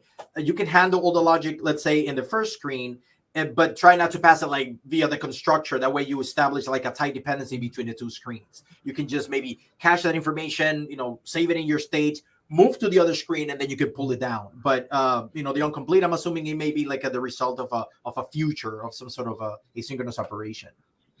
Yeah, I mean, I'll give you an example. Let's say, I don't know what you're doing here, but let's say you've got like an edit profile and you've got like a wizard. What you might be doing is you lift up on the entire thing that surrounds the wizard. That's got the state for all the screens. And as you proceed through each of the screens, it modifies that state. So you've lifted it up. Correct. And each screen can read that. So if you return back to the previous screen, it's got the state still, right? But what you're not doing is pushing the state between the screens, because then it becomes very difficult to manage. Very right? Especially if you want to like pop 3 off the stack and do some other weird behavior in that sort of flow. The navigation flow should not directly influence how your state state's managed. That's very much imperative style navigation rather than declarative, right? The other side I'd say to this is things like dialogues that you're asking the user, specifically interrupting user to get a valid response. That's when you do want to pass the value back, right? But that's kind of few and far between. Yeah. All right. I guess we'll carry on. Yes. Let's see. Did I guess you're doing. Are you driving? Let's see. Wait. Oh, yeah, I drive. I think we missed one. I was trying to use on pan and on scale together in gesture detector, but it's not letting me. At the same time, hackers, you don't use them at the same time. There you go. So on scale does on pan. It's exactly the same thing. So it gives you the focal point. That is the same point as on pan. So you don't need to. There you go. What if you want to be able to pan and then zoom? Is that all the same thing? Yeah. Oh, so on scale gives you the focal point of where you're moving your 2 fingers to, and then you pinch is giving you the scale around that point. Yeah, so it's doing the same thing as on pan, right? That's where you don't get the 2 callbacks, because on scale is takes over on pan because it's a superset functionality. So you'll get on pan with 1 finger. As soon as you put 2 fingers and try and move, you'll get on scale, but the focal point will be the same point as on pan. Try doing something like putting 5 fingers on the screen. You get like this weird focal point around the middle. It's in some 4th dimension or something. Yes. Well, really what's funny is I remember mobile phones being sold 10 touch points, and like, when do I got all 10 fingers like on the screen? I can't fit that on here. I can't. What are you doing? They sell the touch screens based on like so many points they can like detect at once. And I'm like, but when do I do that? I mean, touch point. Yeah, I would like to see that in that case. Yeah. When you're playing games with a friend on your phone. Virtual cook, you're mixing. we should write one of those together in one of our code labs here. That'll be great. An app that requires 10 touches of your fingers to be able to work. Oh, that's just horrible. Right, all right. I'm currently tired. Let's move on. Oh, that sounded so good to me. Okay, page view goes blank. One of its children causes a runtime error. Don't have it do that. It'll be good to show it explicitly in a red screen. Flutter team must look into this. Well, first off, we're not the Flutter team. We're not even close. Yes, we are just people like you. Oh, they're people too. Different people. Paid by different people. You also mentioned that the Flutter team must do this. Why can't you do that? Yeah. You can wrap your widget. You can detect an error. You can show error box, which is the red error screen. Try catch. Done. Yeah. Right. Have your build method in your page view. Try catching it. Do your build, and then if the constructor fails, it does return error box in the catch. Done. Send the PR. I don't see like that would be anything that the Flutter team must look into, right? Like this is down to your app causing a problem. It's nothing to do with the framework, right? I think that I think it was kind of interesting that people take the red error screen as for granted a lot of time. Like there's no other frameworks that do this kind of thing. Like, you know, like you're something breaks on your UI. That's it. Not a portion of your screen dies, not anything. No, that's it. It's gone. Crash. Yeah, it blows up completely on your face. Yeah. Yeah. Just like slaps you in the face and goes, you did it wrong. So yeah, be glad that you've got what you got. That's what I'd say. Yeah, and then it even lets you even like not start over from the beginning. You can even pick it up right there and do like a hot reload. Right. Which other framework? Exactly, right? Like, boom, done. All right. I think that was the last question on the list, actually. I would like to invite Rome. I would like to invite Roman to talk about his current project. You've got a new series of videos that you're just pushing out. Why don't you talk about that for a second? Please. Oh, definitely. Yeah. Just wanted to, again, thank you everybody for the support. I've been putting together a couple of videos on some of the projects that I've put out there in the past by popular demand. A lot of people ask me, oh, why don't you do a video series on the home automation application that you built a while back? So I've been putting every week, dropping videos on how I build a home automation system for my house using Flutter smart devices. And actually, let me give Simon always his props, because thanks to him is where I've been getting into this field. And he even suggested like those set of IoT and smart devices from the Shelly brand. Those are like really super useful to use. You don't have to be like an expert in IoT or like a hardware expert. They allow you to integrate it very easily with Flutter applications. You can program around them, send them an HTTP request, turn them on and off. It's so good.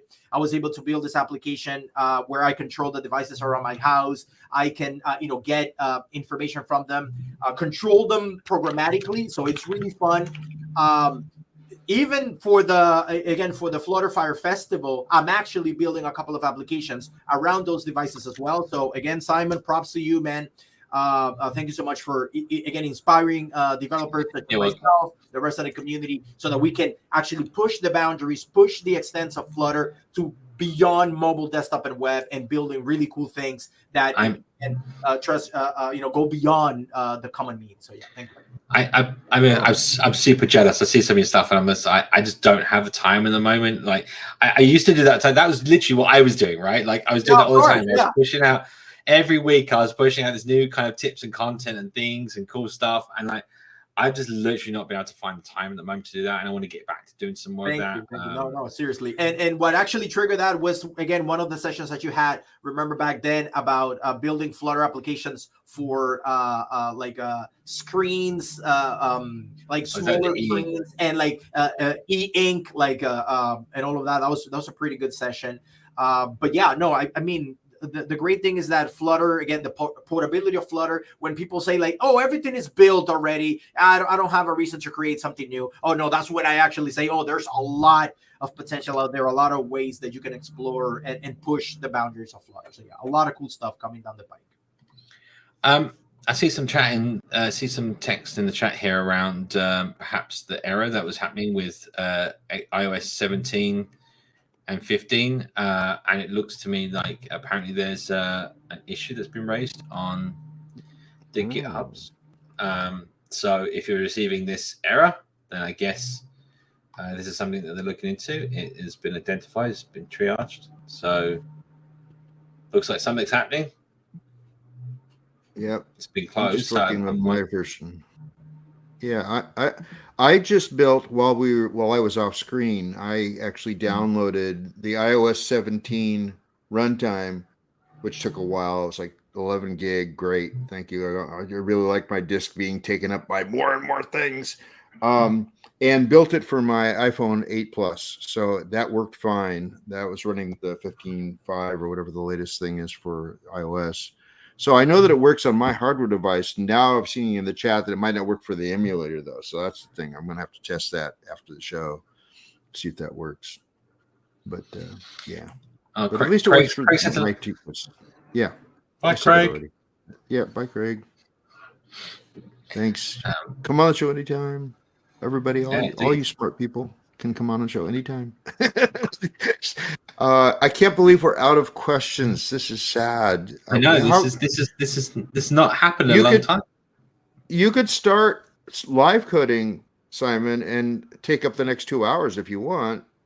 But I actually need to kind of cut out early anyway. I've got a doctor's appointment shortly after this show, so I can't. My last sonogram of my heart to see. I'm not sure if let's see what people want. If people want to have any specific thing they want to see, maybe we can do a little quick coding. Yeah. Otherwise, limited time, of course. So, if Roman, if you want to stick around for a few more minutes, I'm dropping off at the top of the hour, so I have 9 more minutes with you. Okay.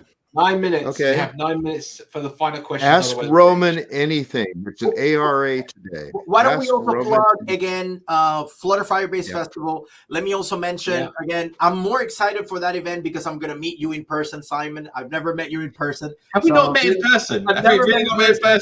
Majid, I'm going to meet Majid in person. But yeah, it's going to be an amazing event. It's going to be like, again, like the likes of which we've never seen before. It's going to be an amazing session. So make sure to still grab your tickets. We're going to be there sharing with the whole community and even answering your questions and all of that in person. Awesome. So yeah. Also, the London, I'm not going to be there because I'm also going to be in the Flutter Conf Latam, the first conference for Latin America. Unfortunately, the same 2 days. But again, that's the beauty of Flutter, that we're going to have a lot of events in the next couple of months. So the Flutter Conf Latam in Medellin, Colombia, it's going to be the first Flutter conference for Latin America. So very excited about it. I want to see pics and vids. I want to see that. That sounds like so awesome. Definitely. Oh yeah, definitely. Oh look, we got one single custom painter versus multiple custom painters in a stack. Which one is better? Neither. No, I'd say why you try to use custom painters, right?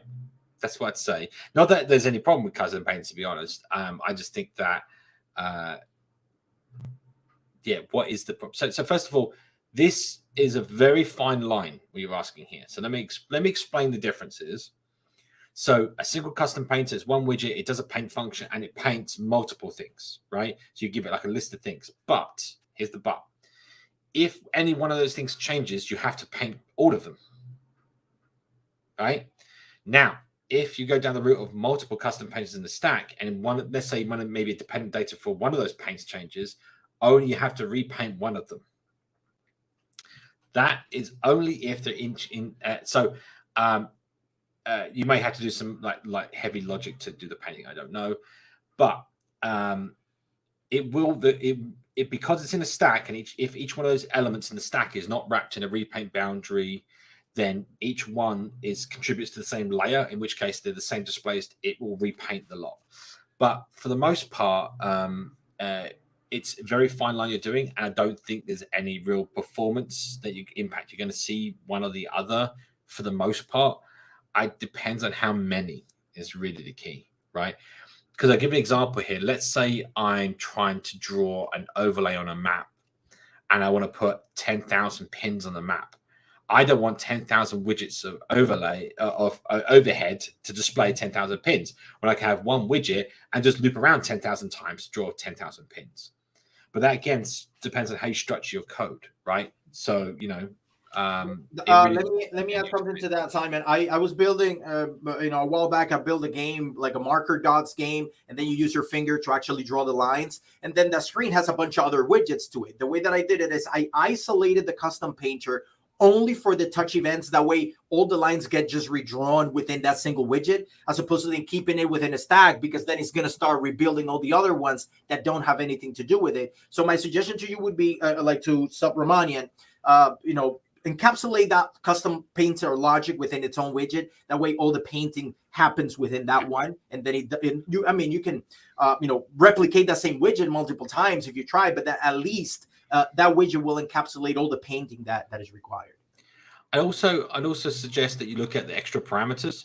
There's a parameter to custom paint called complex shape. I think it is a complex paint. And so if you're doing something really complicated in your paint, turn it on and it will do caching.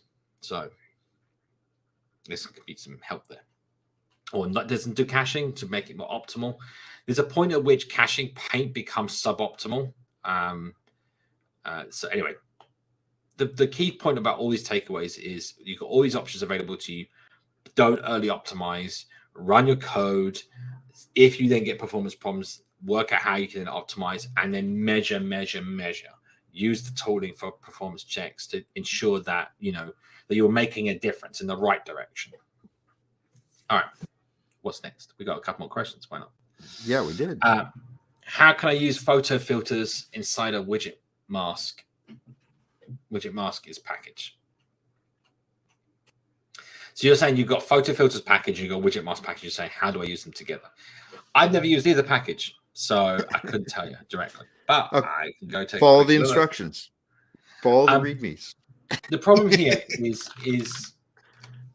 widget. What is widget? Widget_mask. What is widget mask? Yeah.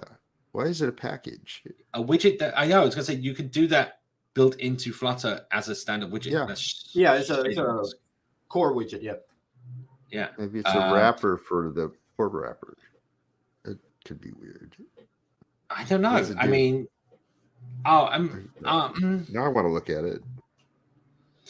I think I know what they're doing, and I don't like it. I don't know. Let's share this. Let's share this on screen. If it's this one, that is, I don't know. Let's share this. Let's see what we get. I don't know. Like, there's certain things that you can do. Let's see if we can bring this up. Nope. Somewhere. There we go. So this is what we're just. I think this is the widget that they're talking about. Widget_mask. I assume it is. And there's the kind of thing that you can do. Have, I guess, widgets. But looking at this, he's advertising another package. Lovely. Right. Yeah. Widgets of the limitations. Widgets that are used as children of widget mask or save layout must not need compositing, which is interesting, or contain widgets that need compositing, such as a repaint boundary. That does severely limit you to just small stuff, but that's fine. Makes use of save layers, which can encompass save layers can be problematic and can be a performance hub, but it's the kind of way that you need to do this kind of thing, I guess. I mean, I'd be asking like why are you trying to build things together? So in this case, I think this is very similar to the one above. Mask center text negative. So it essentially treats this whole widget tree as a mask, and then essentially cuts out the spread of this chart based on that mask. In this with this blend mode. Can't you do that directly? You can. You can do that kind of. Well, no, but you can't do it on. You can't do it on based on a subtree, because basically what it's doing is it saves the layer, takes the alpha channel of the layer, and then uses that as the mask. But that whole alpha channel is going to be a bitmap mask. I mean, it's not ideal in any way, shape, or form. If I wanted to do this, I wouldn't base it on widgets. I would be basing this on a actual path. You're saying this actual. So in the rendering, in Canvas rendering, you actually have a path. You would define your path. Maybe you make a quick function that runs the text stuff, that gets the path from the text, makes that calculation of that path, and cuts. Literally, it says only display the pixels of this image in this shape, which is literally part of the framework. But it means rather than paint this thing as a widget, capture the alpha channel, put that into a layer, save that layer a bitmap, now mask off my other paint with that image shader. Like, you've just added like a load of pipeline. Also, it will stall the pipeline, the graphics pipeline, to do that because it has to capture. Rather than saying, take this shape that I've declared and paint only this shape, which is the direct approach, right? And just to be clear on this point, I'm just talking about this. I don't know. Photo filters, again, or depends on how you. I was going to say, you could also do, this also would add like a lot of complexity, but let's say to the image, you apply the photo filters, then you can use like a render repaint boundary. You can use the resulting image out of that, and then you can apply probably the mask to it. But that's a lot of complexity. So just to be clear, the one that we were just talking about was shader mask, but this applies. This allows you to send back a shader. It's a particular type of object. You can have an image shader, various other things. What you want to do, Rudvik, is actually use a custom paint, and then you just paint on the canvas yourself, whatever you want. You can then take the bit from photo filters like the shader, apply it to your thing, do paint circle, paint draw, paint path, whatever it is to do it, right? But yeah, if you wanted to cut something out, normally you declare a path. A path is an arbitrary shape of points. Think of it like an SVG graphic, right? So you have arcs, ovals, rectangles, whatever, to make a shape. You can then capture that shape out of there if you want to. But the key thing here is actually on canvas. Let's grab canvas. You have draw path. And this is essentially the path object that you make. Paint is the what you want to paint that path with. Normally it can be a color, like you specify color or blend mode, but you can actually specify an image filter, which is probably what the photo filters is using. There's also color filters and mask filters and various other like ways of changing the way you're drawing. One of these is also shader. There we go. So you can set a shader to your paint, and that shader can be generated from a gradient image or fragment. So in the case that you just saw on the screen, we could actually make an image shader with that image that you saw, like if I jump back, like there's two images that was masked off, and you'd paint with that. And then you got it you know, you're talking about like a slightly more code, but the end result is more performant. So it depends really on when you hit where it hits along your scale. But sometimes you can just go in the direct approach of doing it, like I just said, is probably a lot simpler than trying to like almost try and get all these widgets that are not designed to work with each other to work well and change state and rebuild. And before you know it, you're fighting like the framework and you're fighting the widgets to get to do what you want. When take a step back, how can I approach this and do directly what I wanted to do without using all these extra things, right? There's the thing about Flutter is you do control every pixel. The trouble is it takes some work sometimes to get them wrangled up in the right bins and bits to make it all work the right way. But it is nice that we're discussing how many different ways it is to make these bits generate stuff on the page. I'm happy that we can even have this discussion with this framework. So hooray. Yeah, maybe you you own every pixel on the screen. Maybe so much ownership is so overwhelming. You're like, you don't know what to do. You need to delegate. Delegate. Nice. I gotta drop off now, but again, always a pleasure. Thank you so much for having me. Always welcome here. Come by anytime you want. We'll drop you right in the stream. So let me know. Simon, I'll see you in Prague. Take care, guys. Yeah, see you then. All right, Roman.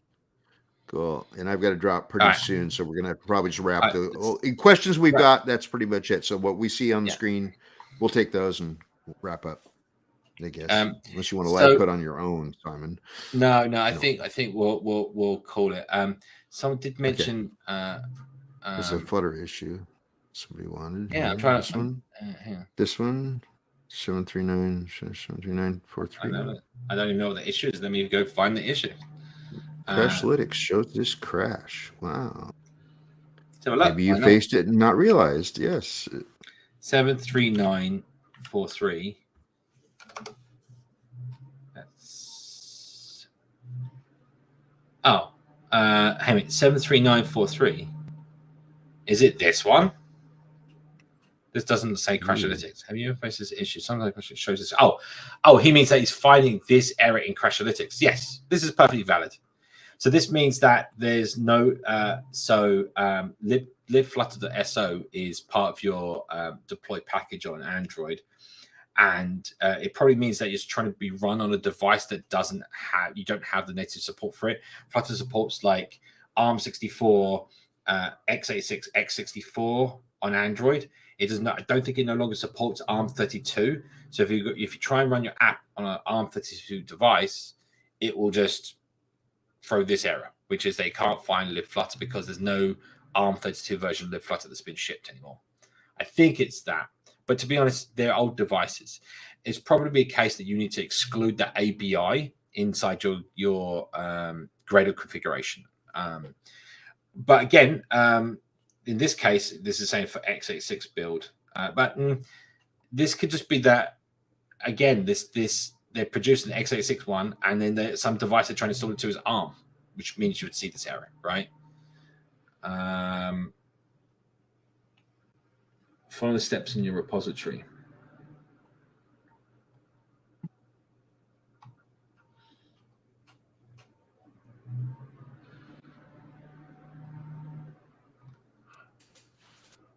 Oh yeah, it's just saying like take this thing, run the thing, run these steps. Launches crash, no fine, replace Sentry, shows everything as expected. Taha's really done a good job here, like really trying to reproduce.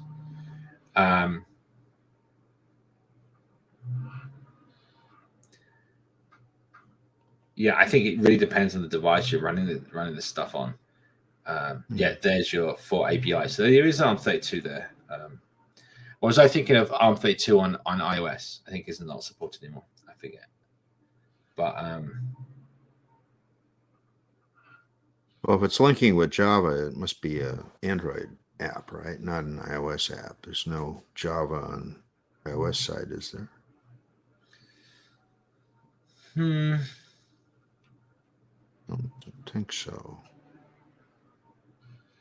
Oh, but it's missing the on the x86 folder. I was running on a physical device. Yeah, because when you run, when you're running debug mode, it only ships the one that's needed for the device.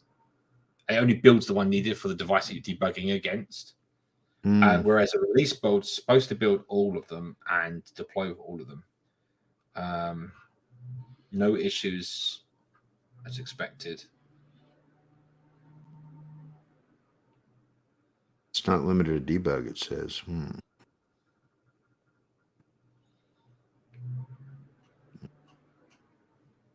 Documentation. People are always looking for documentation. Just imagine things, please. Hallucinate. It works for ChatGPT. I mean, it can work for you. I don't. Is this your issue? Or is this something you found? I would say go look at your app bundle and see if it contains everything you expect it. Does it contain libflutter.so?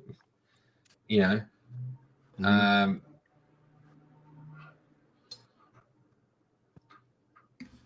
I mean, this I think is again like a perfectly reasonable response when it's an unsupported device. Probably more about where you're deploying the app to, but I don't know. It could be like it could be also emulated, like people trying to emulate right on a desktop environment an Android application, and it's just not compatible. Something like that.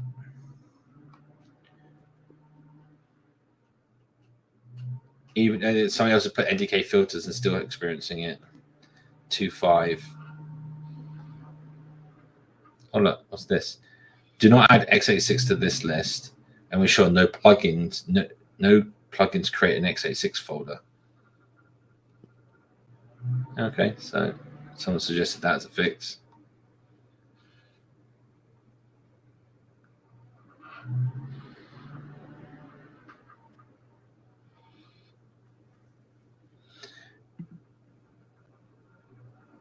I don't know if someone mentioned this, but ADB disconnect before Flutter build APK makes it. That's interesting. So I wonder if build APK is looking at the current target still, like a debug build would do.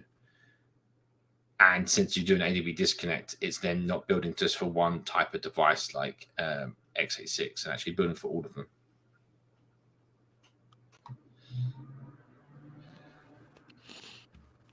Yeah, I mean, don't get me wrong, it's a hard one. I don't think there's anything specifically I could say that like you without more information, right? It's like putting your finger in there and saying, "Did you see this?" So yeah, that's another thing you can actually do. An A8, sorry, briefly, an AAB file is a archive. It's just a zip archive, so you can actually just rename it to .zip and see what's inside. So cool. That also might help. We have one more short question, then I've cut questions off. So,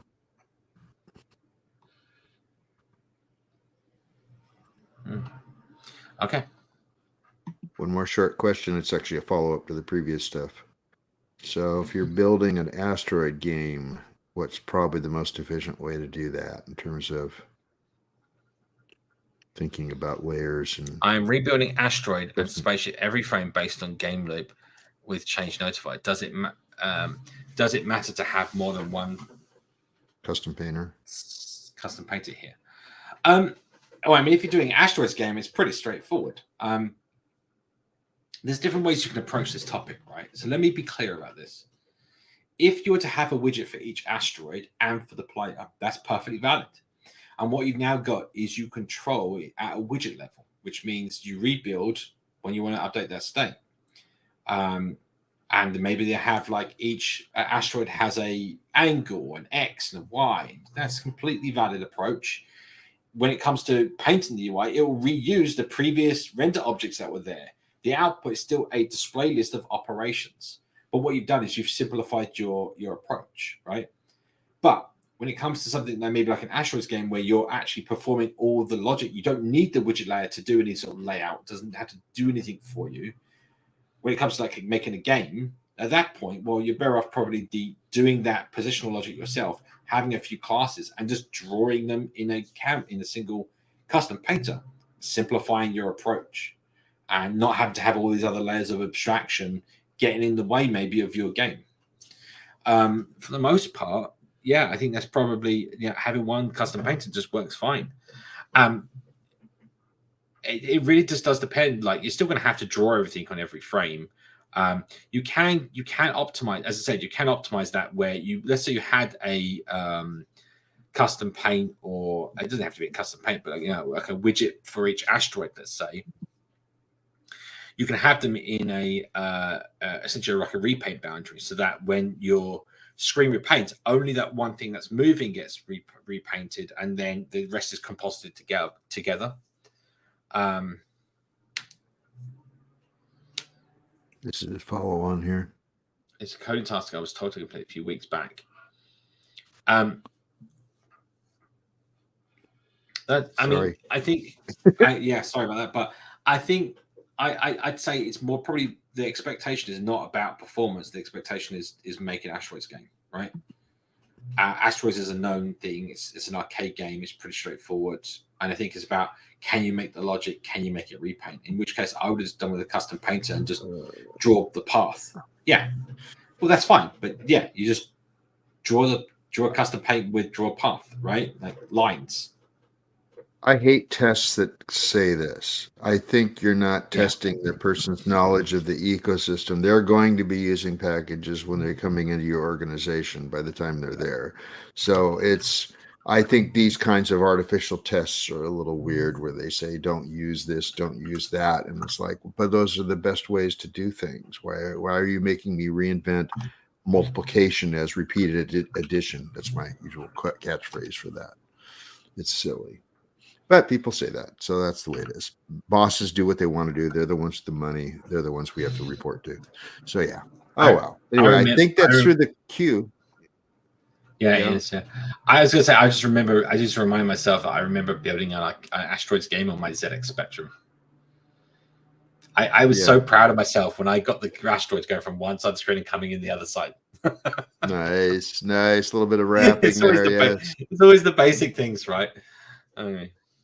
And I did a talk about 2 years ago. My brother had retired from school, and I wanted to have a countdown counter to show that, and I wanted a star field behind it. And it was pretty cool because I learned some things about animation. I learned some things about using offsets to do math. But I tell you, if you're doing custom drawing and you don't yet understand the full protocol of offset, align, size, and rectangle, you should learn those four first. Stare at every method they have, because if you do it right, you never have to deal with X and Y separately again. It is so nice having all those at your disposal. So rectangular polars built into offset. I mean, that's pretty smart stuff. So I was doing that, and just a couple days ago, I discovered ticker as its own thing. And I just wanted an infinite counter to be able to plot everything out. And I went, oh, you can put a ticker in there, and then I put a ticker with a value listenable and then a value listenable builder. Oh my God, those are so cool to hook together. And also custom paint has a listenable too, right? You can do it in that situation. I'd probably do an animation, an unbounded animation controller, because that's exactly what you just described. So it's an animation controller unbounded. It means that when you start the animation controller, it will go forever, and it will call its change listeners on every frame.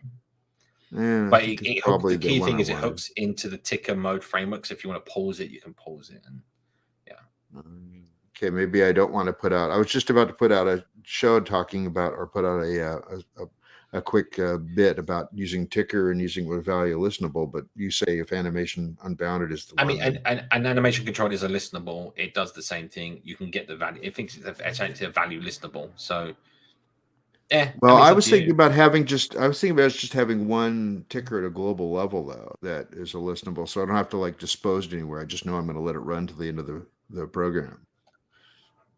I mean, you could. I mean, it depends on what you're building, right? Like, I guess. Anyway, things to play with. Yeah. I'm always looking for. I have 200 ideas for shows, and I keep forgetting to do things. So it's like I keep waffling is a problem. I go, oh, that's a great idea, and I put that in my list, and I go, oh no, here's a new idea too. This sounds cool. So if you're wondering why on my Dart and Flutter channel, you only see stuff every couple of weeks, it's because that's finally when I settled down and actually got something out instead of going crazy. I've been starting to do shorts too. Shorts are really cool. I can say a lot in 30 seconds with a short. So I've been doing that. So it's been a lot of fun. So subscribe to my channel. Again, I can pitch this because I'm on the show. Subscribe to my channel, like and all that stuff, all my videos, and you can send me ideas as well. You can give me feedback and comments. So for those that were just, I mean, well, I just want to cover this. He said, not even state management. I've not ever used any packages before. I would direct you to the examples in the Flutter repo on layers. I'll post the link in the chat here. This is what you want to go to. It's the raw canvas layer.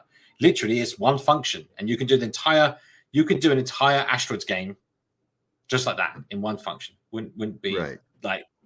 Yeah, one paint function, one update function. You got one ticker. Boom, done. Yeah, super simple. Cool stuff. Right.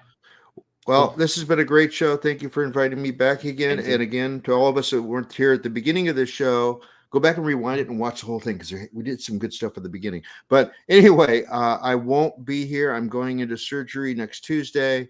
And so I'll probably be out of it for a while, so you might not see my smiling face. I will be online as often as I can be, given the circumstances. But I'm probably not going to be back on this show for a month or maybe more. It depends on when I can get back to a stable place where I can shoot videos. So anyway, hip replacement. That also means that the reason I haven't been traveling for the last year and a half is because I've had a wobbly hip. And hopefully this will fix it up and I can start being out there with y'all again, not just here in my secret underground bunker in North Portland. So that'll be great that I'll finally get out and see you again, all y'all. So I miss all that, and we'll do that. Thank you, Simon. Best of luck for next week, and let me know how it goes, and we'll speak again soon. I'll keep everybody informed. Yeah. All righty. See you later. Bye, everyone. Bye.